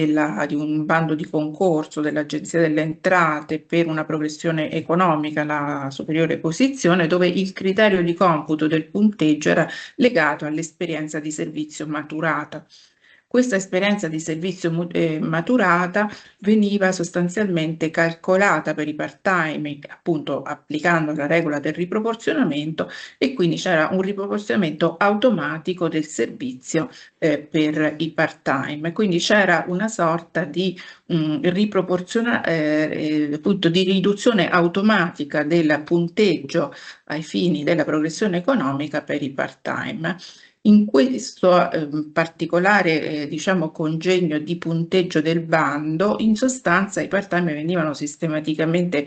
penalizzati per il fatto che l'esperienza di servizio maturata non poteva in qualche modo essere compensata da altri punteggi, come per esempio quelli dei titoli di studio culturali e professionali, per cui anche in qualche modo la pesatura dei criteri, cioè quello dell'esperienza di servizio e quella dei titoli, in qualche modo era congegnata in modo tale da penalizzare in modo alla fine più che proporzionale i part-time. Bene, questo diciamo riproporzionamento automatico dell'anzianità di servizio è stato giudicato dalla Corte una forma appunto di discriminazione indiretta di genere, e qui la Corte effettivamente fa una valutazione in cui ci ricorda come si applica anche diciamo così, il principio di discriminazione indiretta, e ci fa anche, adesso senza bisogno di entrare nel merito della sentenza, innanzitutto ci ricorda che l'ambito di comparazione deve essere inteso in senso ampio, e quindi qui in qualche modo si dà si dà adito ad una valutazione più complessiva di come sono stati trattati o di come sarebbero stati trattati, diciamo, lavoratori comparabili anche in altre posizioni. Ma quello che è più interessante è quando la Cassazione, diciamo, dopo quindi restituisce al giudice prima di merito, insomma, chiude la situazione con una sentenza del 2024 dove la Cassazione conferma sostanzialmente la discriminazione indiretta di genere di questo criterio del bando, che era quello che abbiamo considerato, e ci fa un'ulteriore affermazione, a mio avviso, molto interessante nell'ottica che stiamo analizzando della femminilizzazione del part-time, per cui sostanzialmente ci dice che questo sistema diciamo di progressione economica orizzontale legato a parametri automatici sostanzialmente collegati all'anzianità di servizio penalizza nei fatti di più le donne rispetto agli uomini per il fatto che c'è appunto la sovrarappresentazione femminile part-time, quindi classica ipotesi di discriminazione indiretta di genere. E poi sostanzialmente ci dice che se passasse il criterio le donne si troverebbero, diciamo, doppiamente penalizzate, in quanto la discriminazione della progressione economica, quindi quella che stiamo valutando, andrebbe a penalizzare indirettamente proprio quelle donne che già subiscono un condizionamento nell'accesso al mondo del lavoro e dove quindi si dà sostanzialmente un riferimento espresso alla preponderante presenza di donne nella scelta per il lavoro a tempo parziale, che è da collegare al notorio dato sociale dell'impegno in ambito familiare e assistenziale. Cioè, quindi è come se la Cassazione prendesse atto di quello che noi tutti sappiamo, cioè che la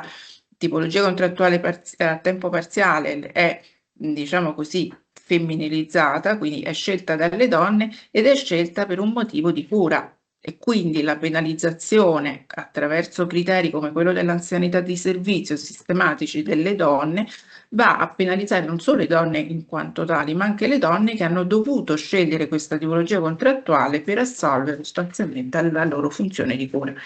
Quindi è una evoluzione del concetto stesso di discriminazione indiretta, perché in qualche modo va anche oltre il rapporto di lavoro, il contratto di lavoro e la concentrazione femminile di questo contratto di lavoro, ma in qualche modo va a vedere il mercato del lavoro, cioè la posizione delle donne nel mercato del lavoro rispetto ad una loro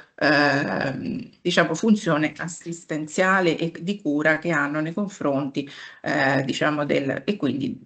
cioè in generale il ruolo di cura. Ora, detto questo, il principio di proporzionamento quindi è un elemento focale per scongiurare fenomeni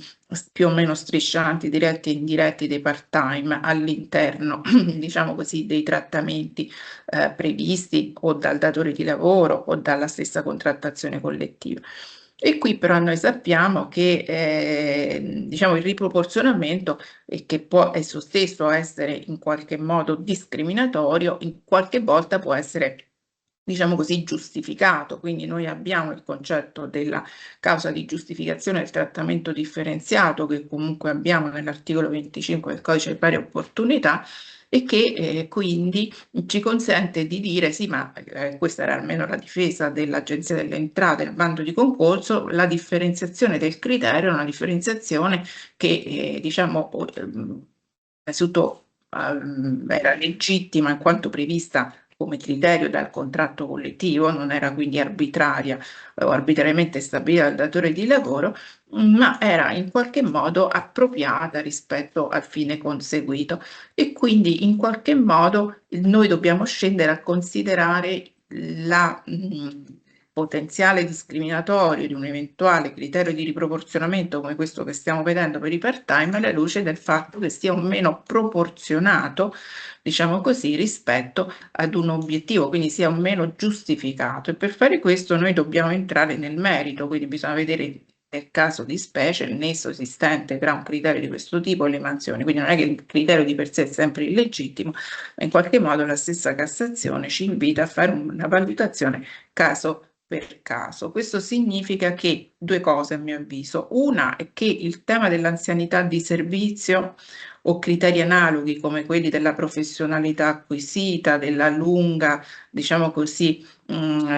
espletamento di una mansione, del lavoro effettivo e continuativo, eccetera, sono tutti criteri che soprattutto nella con riguardo ai part-time possono diciamo di per sé avere un impatto potenzialmente discriminatorio. Vanno visti quindi con grande attenzione. Non sono di per sé illegittimi, ma vanno calati nel caso concreto, vanno valutati sia in riferimento ovviamente all'ambiente di lavoro, ma anche alle mansioni svolte, come ci dice la Cassazione. In secondo luogo, ci porta a valutare se questo tipo di criteri, che in realtà sono molto diffusi, diciamo così, non solo nei bandi per le progressioni, ma appunto anche nella contrattazione collettiva, sono dei criteri aggiornati, sono dei criteri che in qualche modo non possano, diciamo così, essere rivisti, possano in qualche modo essere temperati, per esempio, da misure alternative o misure compensative o altri criteri che possano in qualche modo invece valorizzare, non sempre penalizzare, il lavoro delle donne, soprattutto del part-time. Ulteriori forme di discriminazione delle donne part-time sono state affrontate dalla giurisprudenza dal punto di vista della cosiddetta discriminazione per associazione dei caregiver, dove quindi in sostanza si riconosce la tutela della discriminazione che è in questo caso la discriminazione per disabilità, destinatari non solo i disabili ma anche i familiari che si occupano di loro, cioè di chi se ne occupa in modo prevalente. In questo caso la donna che dovesse essere caregiver di una familiare disabile, pensiamo a un figlio disabile, essa stessa diventa destinataria della tutela antidiscriminatoria per disabilità. Quindi abbiamo quella che viene considerata una discriminazione per associazione, che è quindi una forma particolare di discriminazione secondo la Corte di Giustizia diretta e non indiretta come nel caso abbiamo visto prima, potendosi comunque anche configurare una discriminazione comunque anche indiretta, però è interessante il fatto che venga considerata questa forma di discriminazione diretta come se quindi il diretto discriminato fosse proprio il disabile, quindi è una discriminazione per associazione. Ma quello che è più interessante, a mio avviso, è l'espansione della nozione di discriminazione in ottica organizzativa, che si è avuta con la riforma dell'articolo 25 del codice delle pari opportunità e che valorizza appunto questo profilo organizzativo della discriminazione, tanto riformulando la nozione di discriminazione indiretta quanto dell'atto discriminatorio diretto. La discriminazione indiretta infatti comprende, ai sensi del comma 2 espressamente, gli atti, diciamo così, di natura organizzativa o incidenti sull'orario di lavoro, quindi quello che in realtà è un'acquisizione che, come le sentenze che ho richiamato, per noi è abbastanza ormai metabolizzata, e cioè che certe forme di orario, certe forme di organizzazione del lavoro che soprattutto incidono sull'orario possono avere una valenza discriminatoria indiretta e quindi lo sapevamo, era un'acquisizione della giurisprudenza, ma è stato in qualche modo inserito nel corpo della norma. Ma in secondo luogo, nel comma 2 bis è stata, diciamo così, si è avuta un'evoluzione della nozione degli atti di discriminazione anche diciamo diretta e in cui viene inserito il fattore della cura personale e familiare tra i fattori di rischio, e quindi direi che è molto importante, forse è la principale, diciamo così, innovazione di questo articolo, che viene espressamente prevista la cura familiare, quindi l'esigenza di cura come un fattore di rischio analogo a quello della maternità, della paternità, del sesso. Poi ci sono tante critiche sulla formulazione di questa norma, però diciamo così è un dato acquisito e quindi direi che è molto pertinente al discorso del part-time che stiamo facendo e che atto, diciamo così, che l'atto discriminatorio qui pure in qualche modo si può estrinsecare in uno svantaggio dato dalla limitazione dell'accesso ai meccanismi di avanzamento di progressione della carriera, che è esattamente il tema che è stato trattato da quella sentenza di Cassazione, e quindi di come eventualmente un diverso trattamento di questa natura e che quindi si può collegare a esigenze di cura personale e possa penalizzare, diciamo così, nell'avanzamento di carriera. Allora, questo che significa? Che quelle forme che prima venivano considerate discriminazione indiretta, che abbiamo visto anche esaminate dalla Cassazione, in base a questa norma potrebbero venire a configurare anche una forma di discriminazione in qualche modo diretta. La penalizzazione dei trattamenti dei part-time, quindi il gender pay gap nella pubblica amministrazione, noi ce l'abbiamo essenzialmente collegato al tema anche e soprattutto della segregazione verticale, cioè il fatto che c'è insomma il soffitto di cristallo, quindi sulle aree, sugli ruoli apicali abbiamo una concentrazione maschile, quindi abbiamo una difficoltà di accesso delle donne su questi ruoli e quindi questo comporta dei differenziali e porta ovviamente un gender pay gap collegato alla segregazione. Abbiamo una differenziale salariale collegato anche ai criteri per l'attribuzione di trattamenti accessori, questo da parte della contrattazione integrativa, e nelle progressioni economiche orizzontali che sono appunto legate, come abbiamo visto anche il caso prima esaminato dalla giurisprudenza, legati spesso e volentieri all'anzianità. È chiaro che nella part-time tutti questi elementi sono esasperati, cioè questi elementi riguardano in generale le donne nella pubblica amministrazione, ma è chiaro che se abbiamo delle donne part-time, queste sono problematiche che si acuiscono, quindi diventano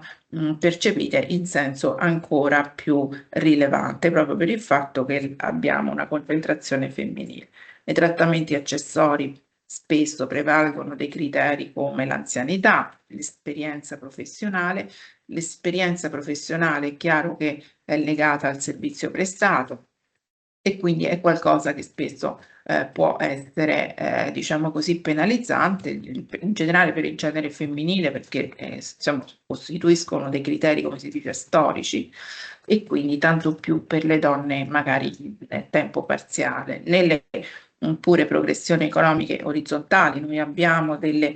diciamo progressioni economiche che tendono a spesso valorizzare appunto l'anzianità, il servizio, l'esperienza e le competenze acquisite, e qui bisogna vedere pure l'accesso alla formazione da parte delle donne, quindi bisognerebbe vedere in concreto se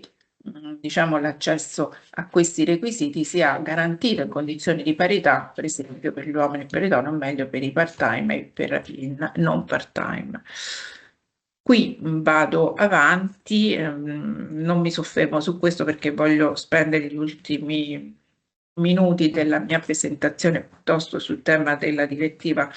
970 e quindi c'è qualche spunto su come eventualmente la contrattazione collettiva può aiutare a sviluppare un approccio più gender neutral, possiamo dire, ai trattamenti, ecco, quindi a compensare quelle eventuali possibili trappole o quelle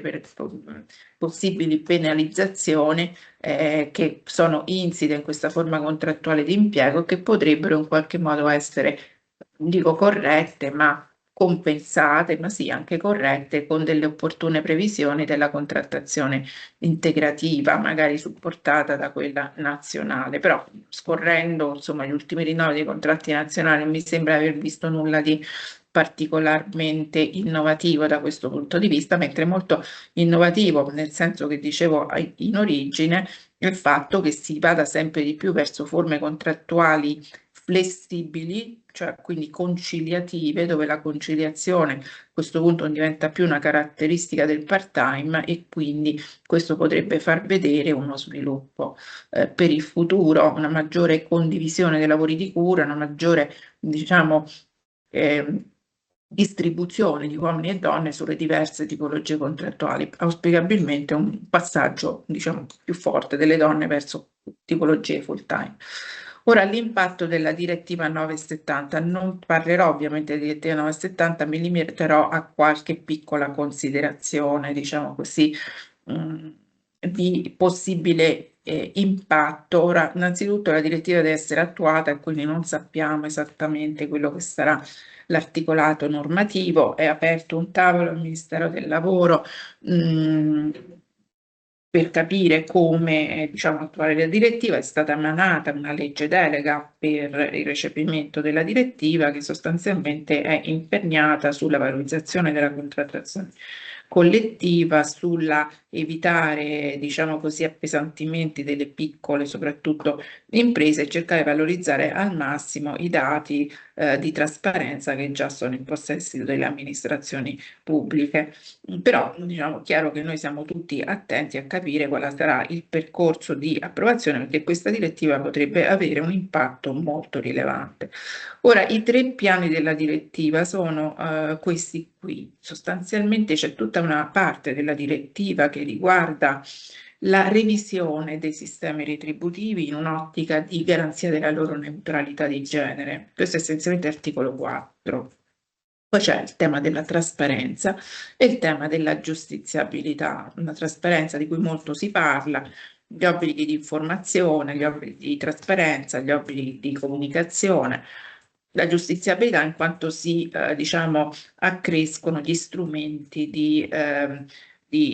ricorso e quindi in qualche modo di protezione ex post della discriminazione retributiva. Poco si parla della prima parte, diciamo di quella parte della direttiva che a mio avviso è strategica, fondamentale, che è quella appunto della revisione dei sistemi retributivi. La direttiva, infatti, a partire dai considerando, ci dice che i sistemi di classificazione e valutazione del personale possono essere discriminatori, possono discriminare, diciamo, indirettamente, e quindi invita in qualche modo le parti sociali, prima di tutto, e di questo poco si parla, a rivedere i sistemi di classificazione e valutazione del professionale, soprattutto per valutare se siano o meno effettivamente neutri rispetto al genere, oppure non presentino delle, diciamo, stereotipizzazioni, ecco, non presentino dei bias, diciamo, strutturali, o non siano in qualche modo propensi a valutare in modo diverso i lavori a prevalenza maschile o femminile. Pure questo è qualcosa di diffuso. Certo, se io ho la femminilizzazione non solo part-time, ma ho anche una femminilizzazione di settori, cioè di mansioni anche, o di famiglie professionali, e sistematicamente su queste famiglie professionali ho un'attenzione minore, quindi tendo a dare una valutazione inferiore di queste, è chiaro che questo sistema di per sé è un sistema discriminatorio, potenzialmente discriminatorio. Quindi ci porta a rivalutare i lavori generalmente svolti dalle donne, e questo, diciamo così, ci viene più facile farlo nel momento in cui mettiamo in comparazione lavori anche di contenuto diverso ma di pari valore. Allora, di questo si discute molto, ma chi è che deve fare questa operazione? Perché qui, diciamo, circolano varie interpretazioni, spesso accreditate soprattutto dalle società di consulenza che assistono, si propongono alle aziende, alle pubbliche amministrazioni, che cioè è il singolo datore di lavoro che deve rifare questo tipo di valutazione, rivalutazione, riclassificazione. Ecco, in questo tipo di interpretazione io sono molto negativa, tenderei ad escludere in modo più assoluto,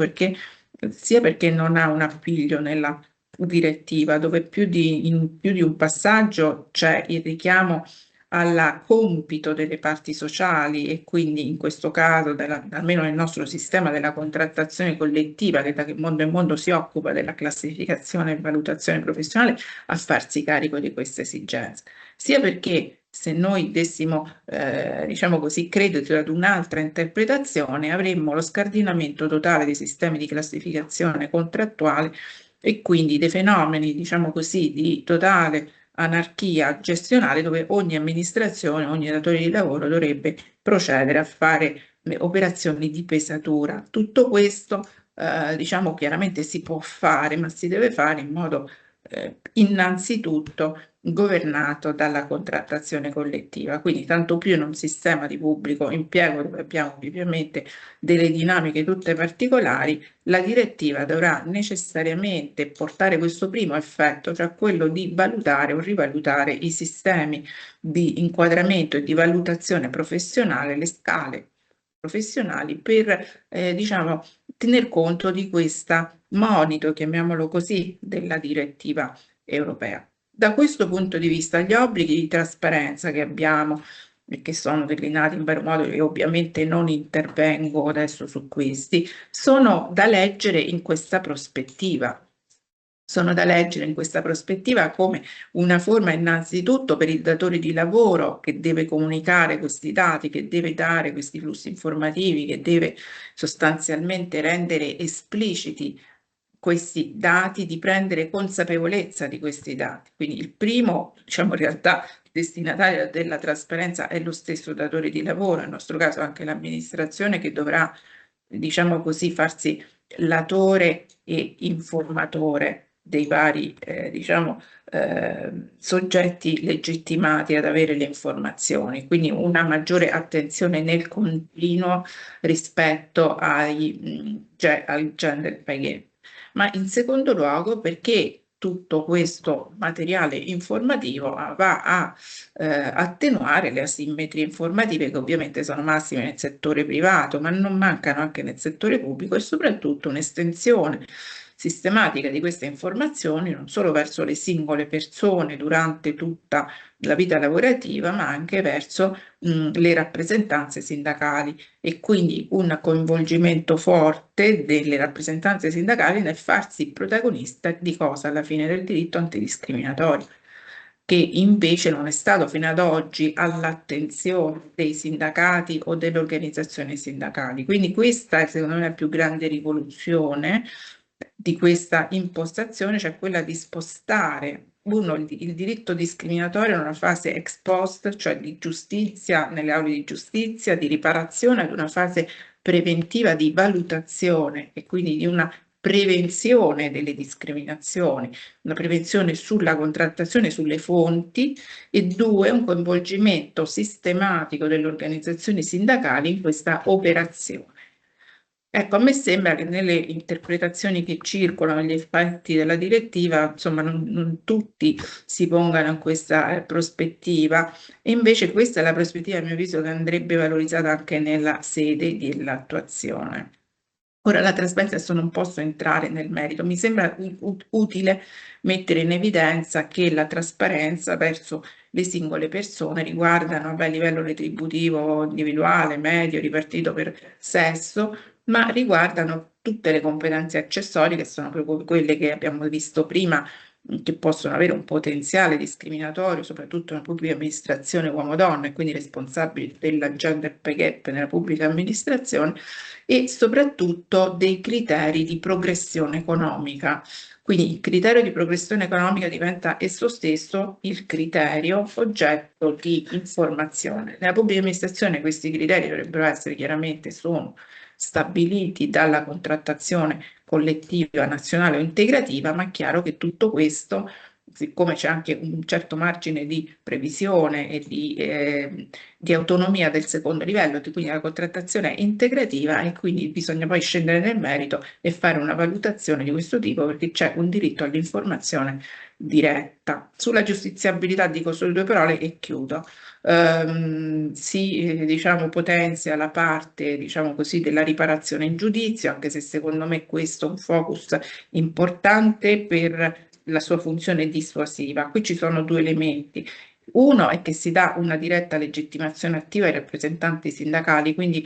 questo è il concetto che dicevo prima, di una maggiore attenzione che scaturirà dalla direttiva dei sindacati verso una materia che non è proprio il DNA sindacale, quello della discriminazione di genere, tanto da riconoscerli direttamente sulla genere una legittimazione attiva. Due, diciamo così, molte altre cose, insomma, noi già ce l'avevamo, l'inversione parziale dell'onere della prova, sì, c'è l'inversione totale dell'onere della prova, però quello che vedo io importante è il fatto che questo diventa di per sé uno strumento per, diciamo così, andare nell'ottica della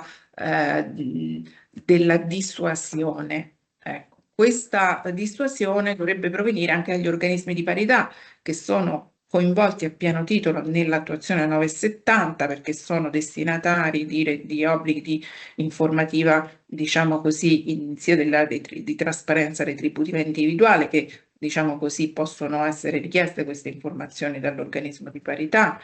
sono destinatari anche delle informazioni che vanno all'organismo pubblico, possono chiedere gli esiti della valutazione congiunta, come sappiamo, quando c'è un differenziale superiore al 5%, hanno la legittimazione attiva a livello giudiziario anche loro e possono coordinarsi con gli organismi ispettivi. La direttiva 1050 1500-2004, pure questa dovrà essere recepita entro il 19 giugno, tende a potenziare in tutti gli Stati membri il ruolo di questi soggetti. Adesso non c'è tempo, quindi il combinato disposto del 970 e 1500, a mio avviso, porterà all'altro cambiamento, dovrebbe portare l'altro cambiamento, almeno voluto a livello europeo, che è quello non solo il maggior coinvolgimento sindacale, ma anche gli organismi di parità nel farsi attori e garanti, diciamo così, dell'intero sistema. E quindi chiudo la mia presentazione appunto con la domanda. Dobbiamo affidarci più a strumenti repressivi e quindi ad una giustizia nelle aule di giustizia delle situazioni di discriminazione, come siamo abituati fino ad oggi a concepire il diritto antidiscriminatorio, o tutto questo apparato che si sta sviluppando anche su impulso comunitario non debba portare ad una diversa approccio alla materia e quindi valutare il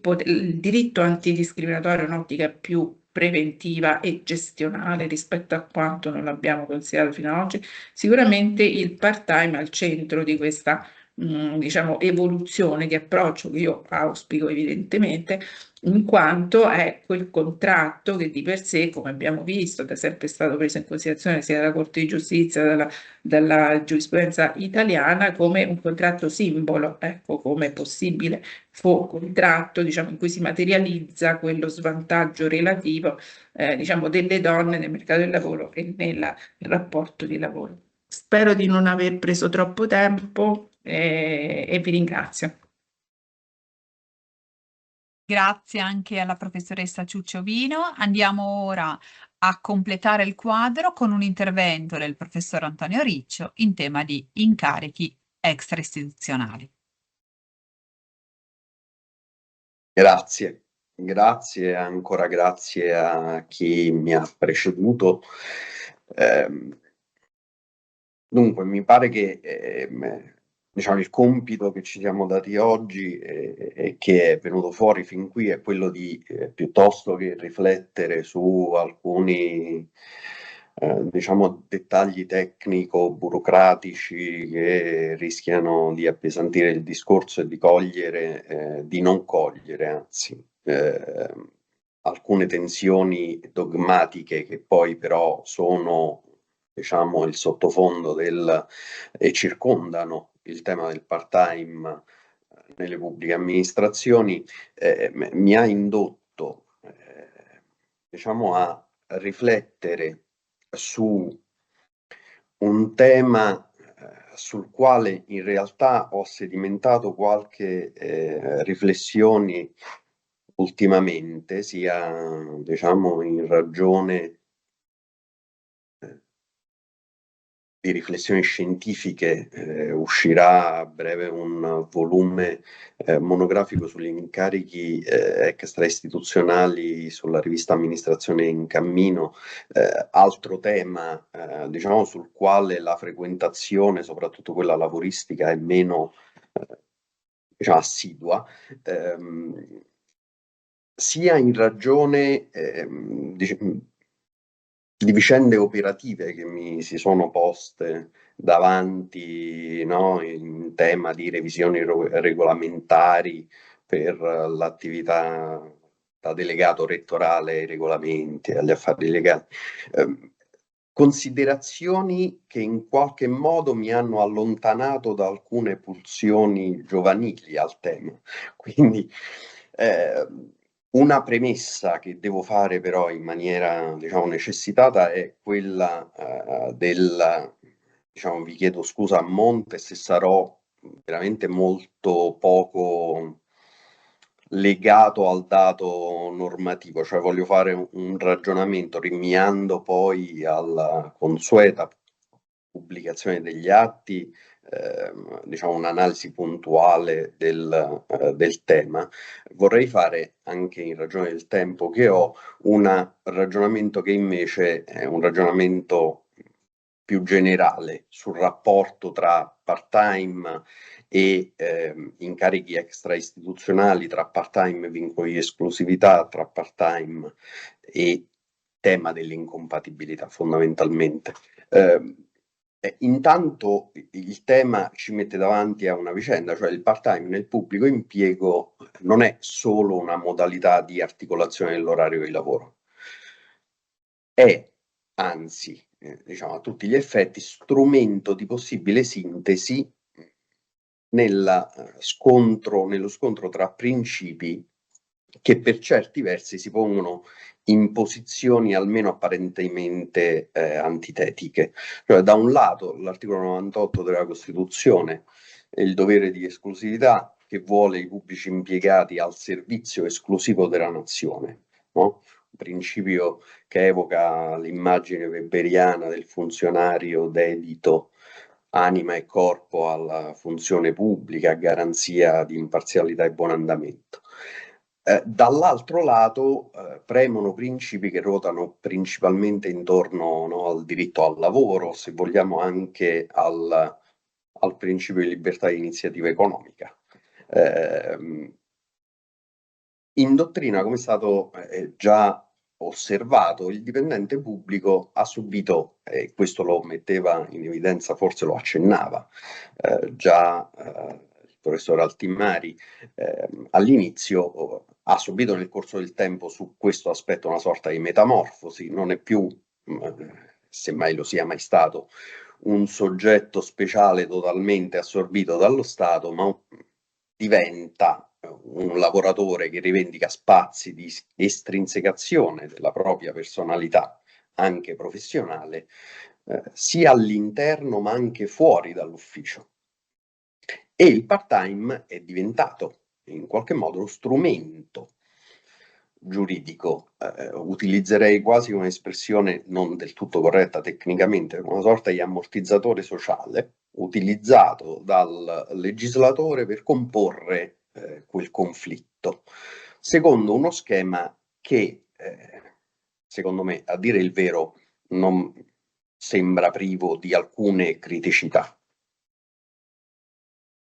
Ora, come è noto,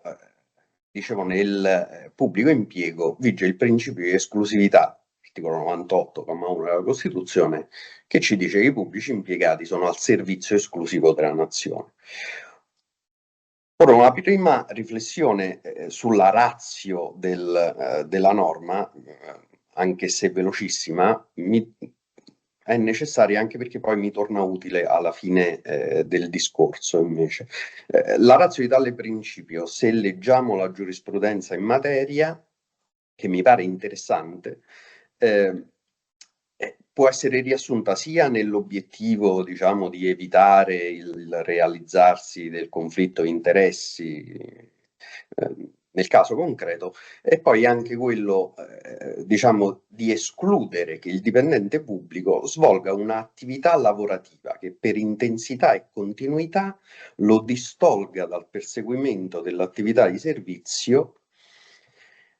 e degli interessi generali dell'amministrazione a favore di interessi economici professionali alternativi, idonei anche a compromettere il buon andamento e l'imparzialità della pubblica amministrazione. Ho letto, diciamo, la sintetizzazione della collega Bolognino, amministrativista, nel suo intervento in questo volume che sarà presentato. Ora, in realtà, dal mio punto di vista, credo sia opportuno, e dal punto di vista lavoristico, sia opportuno, diciamo, evidenziare che questo tema può forse essere più utilmente ricondotto, diciamo,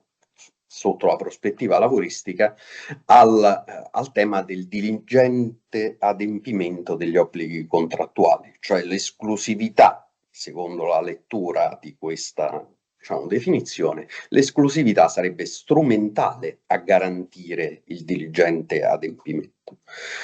Allora, in questo contesto poi, come altrettanto noto, l'articolo 53 del decreto legislativo 165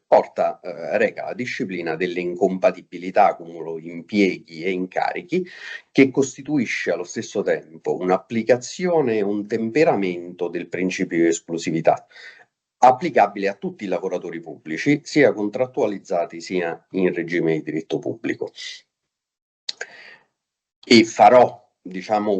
un'incursione sul tema, sul settore università e tema docenza universitaria alla fine, anche perché qualche riflessione l'ho sedimentata anche per le ragioni che dicevo prima, anche su quel tema,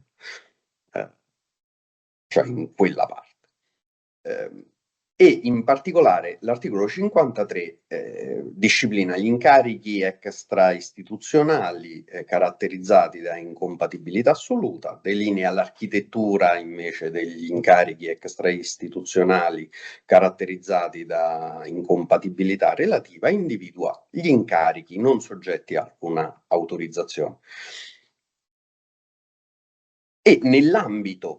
poi della disciplina delle incompatibilità si innesta l'eccezione a carattere generale fondata sulla riduzione della quantità di prestazione, ossia sul part-time. Infatti, fatta eccezione per alcuni dipendenti, le disposizioni sono applicabili, quelle disposizioni sulle incompatibilità sono applicabili a tutti i dipendenti pubblici in full-time e in part-time, come è noto, al 50%, ma non ai lavoratori in part-time con prestazione lavorativa non superiore al 50% di quella a tempo pieno. Quindi, diciamo, al combinato disposto dell'articolo 53 e delle norme che consentono, adesso senza stare a fare la differenziazione tra le varie discipline che consentono la conclusione del contratto di lavoro a tempo parziale, nasce una eccezione a carattere generale. E per i dipendenti pubblici, quindi in part-time con prestazione lavorativa non superiore al 50% di quella a tempo pieno, non trovano applicazione le previsioni dell'articolo 53 con specifico riferimento al divieto di svolgimento di attività lavorative che hanno carattere di abitualità e professionalità, e le disposizioni di legge e di regolamento che vietano l'iscrizione agli albi professionali con delle eccezioni. Dunque l'articolo 53 determina una sorta di grande spartiacque, no? Per cui il legislatore ha creato o ha individuato una finzione giuridica basata sulla determinazione quantitativa di una soglia matematica. Il 50% soglia dalla quale discendono una sorta di, se guardati almeno nella prospettiva del tema al quale mi sto riferendo, di due statuti del lavoratore pubblico a tempo parziale quasi ontologicamente diversi. Part-time, il dipendente che lavora anche solo un'ora in più dell'orario ordinario rimane giuridicamente un dipendente a tempo pieno ai fini delle incompatibilità, quindi per lui il vincolo di esclusività si può dire è ferreo. Il dipendente che invece svolge un'attività per una quantità di prestazione inferiore al 50% invece rappresenta il parametro di rottura, diciamo il caso di rottura del dogma dell'esclusività, se vogliamo. Il comma 6, cioè dell'articolo 53, opera una sorta di liberalizzazione controllata, cioè scendendo sotto la soglia del 50% il divieto generale di svolgere altre attività lavorative o professionali cade. Cade il divieto di iscrizione agli albi con la nota eccezione della professione forense, eccezione sulla quale pure varrebbe la pena fare qualche riflessione aggiuntiva che qui non posso permettermi. Il vero punto problematico del sistema, secondo me, a mio avviso, risiede proprio nella creazione, se ci riflettiamo, della barriera rigida fissata al 50%, per quanto essa risponda, e lo so bene, a ragioni pratico-operative comprensibili. Cioè tracciare una linea di confine aritmetica rischia di spaccare in due la stessa identità del dipendente pubblico, generando un dualismo che meriterebbe una riflessione profonda. Il rischio, infatti, e spesso l'osservazione empirica, diciamo, va in questo senso, è di avere da una parte i dipendenti esclusivi, vincolati e controllati, che spesso vivono, diciamo, il peso della incompatibilità come una gabbia burocratica. Dall'altra, invece, una platea che più che sentirsi pienamente dipendenti pubblici si approcciano da professionisti quasi, consentitemi l'espressione non propriamente tecnica, prestati alla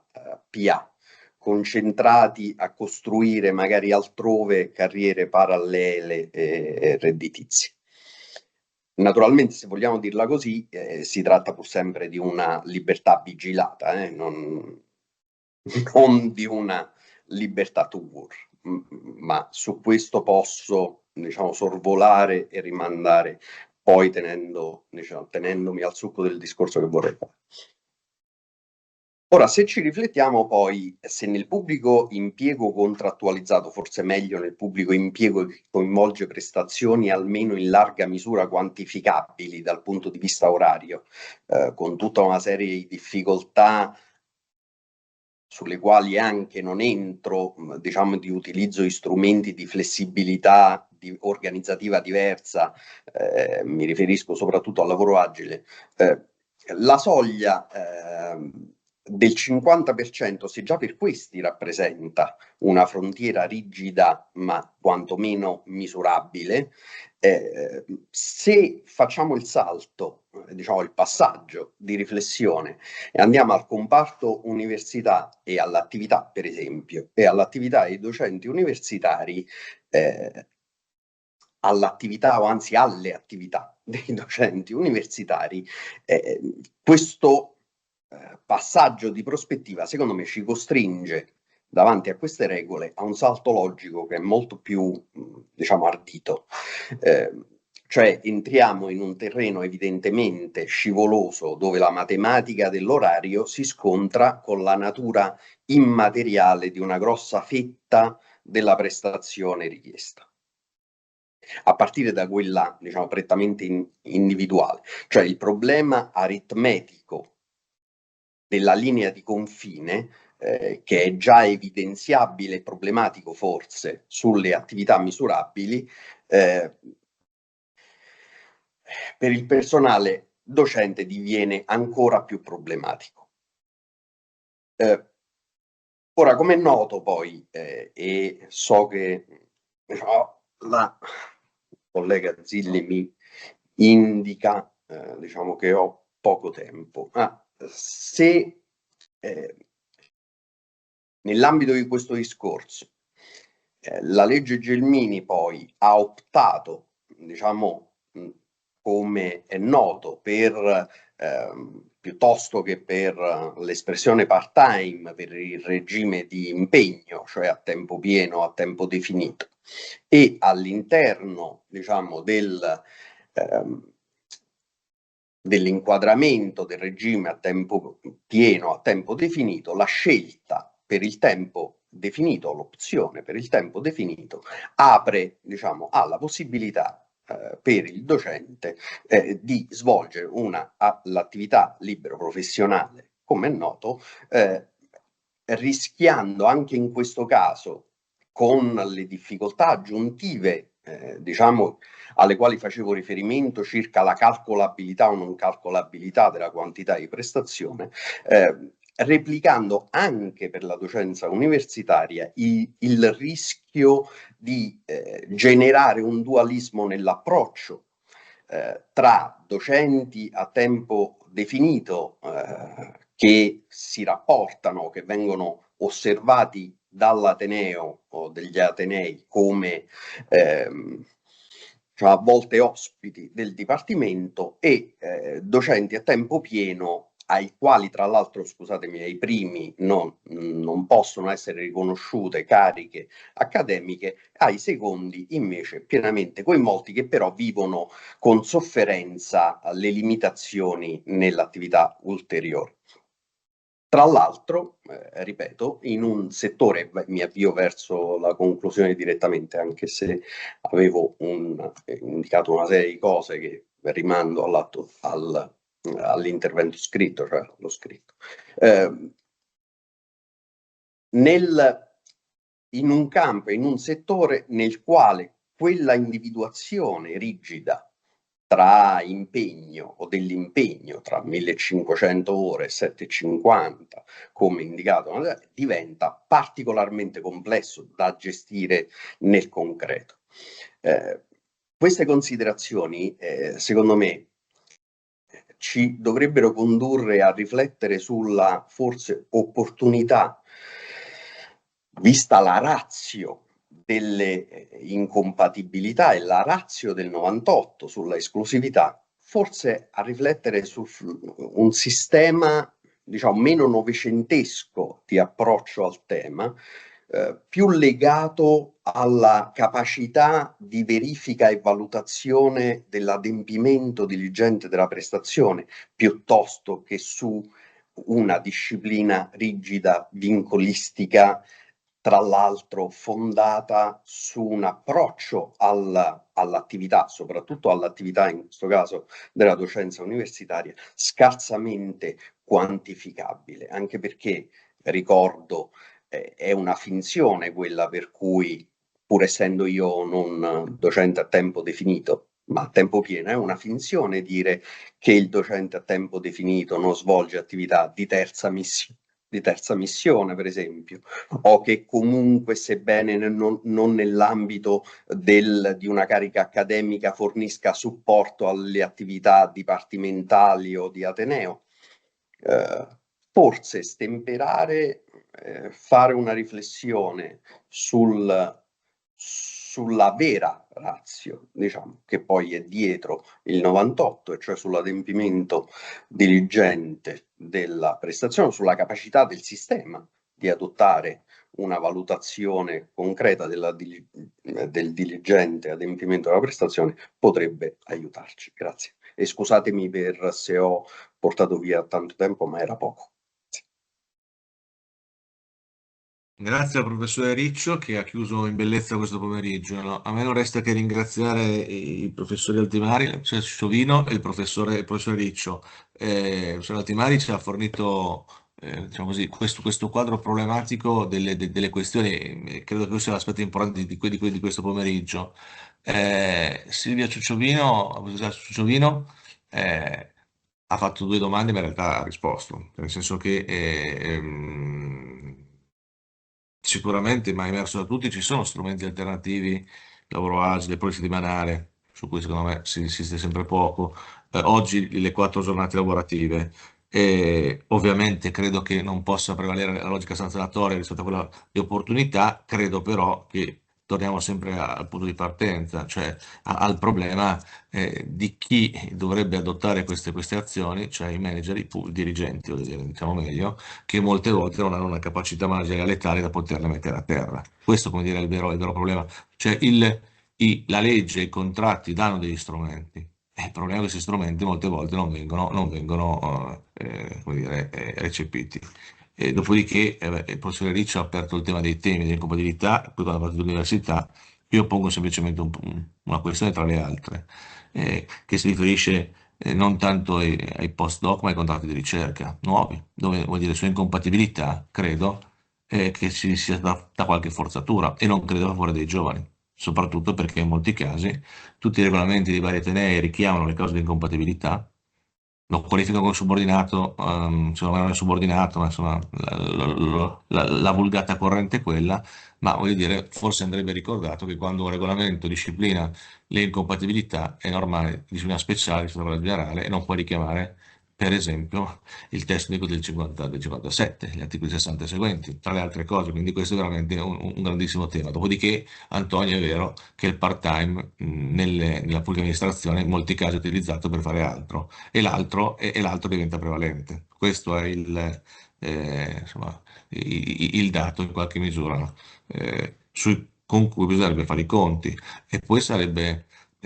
bellissimo quello che tu dici, cioè il fatto valutiamo e vediamo che cosa uno fa, cioè io sarei per togliere tutte le rigidità, tempo pieno, tempo definito, voglio dire, anche perché voglio dire, tranne alcune cariche che tu hai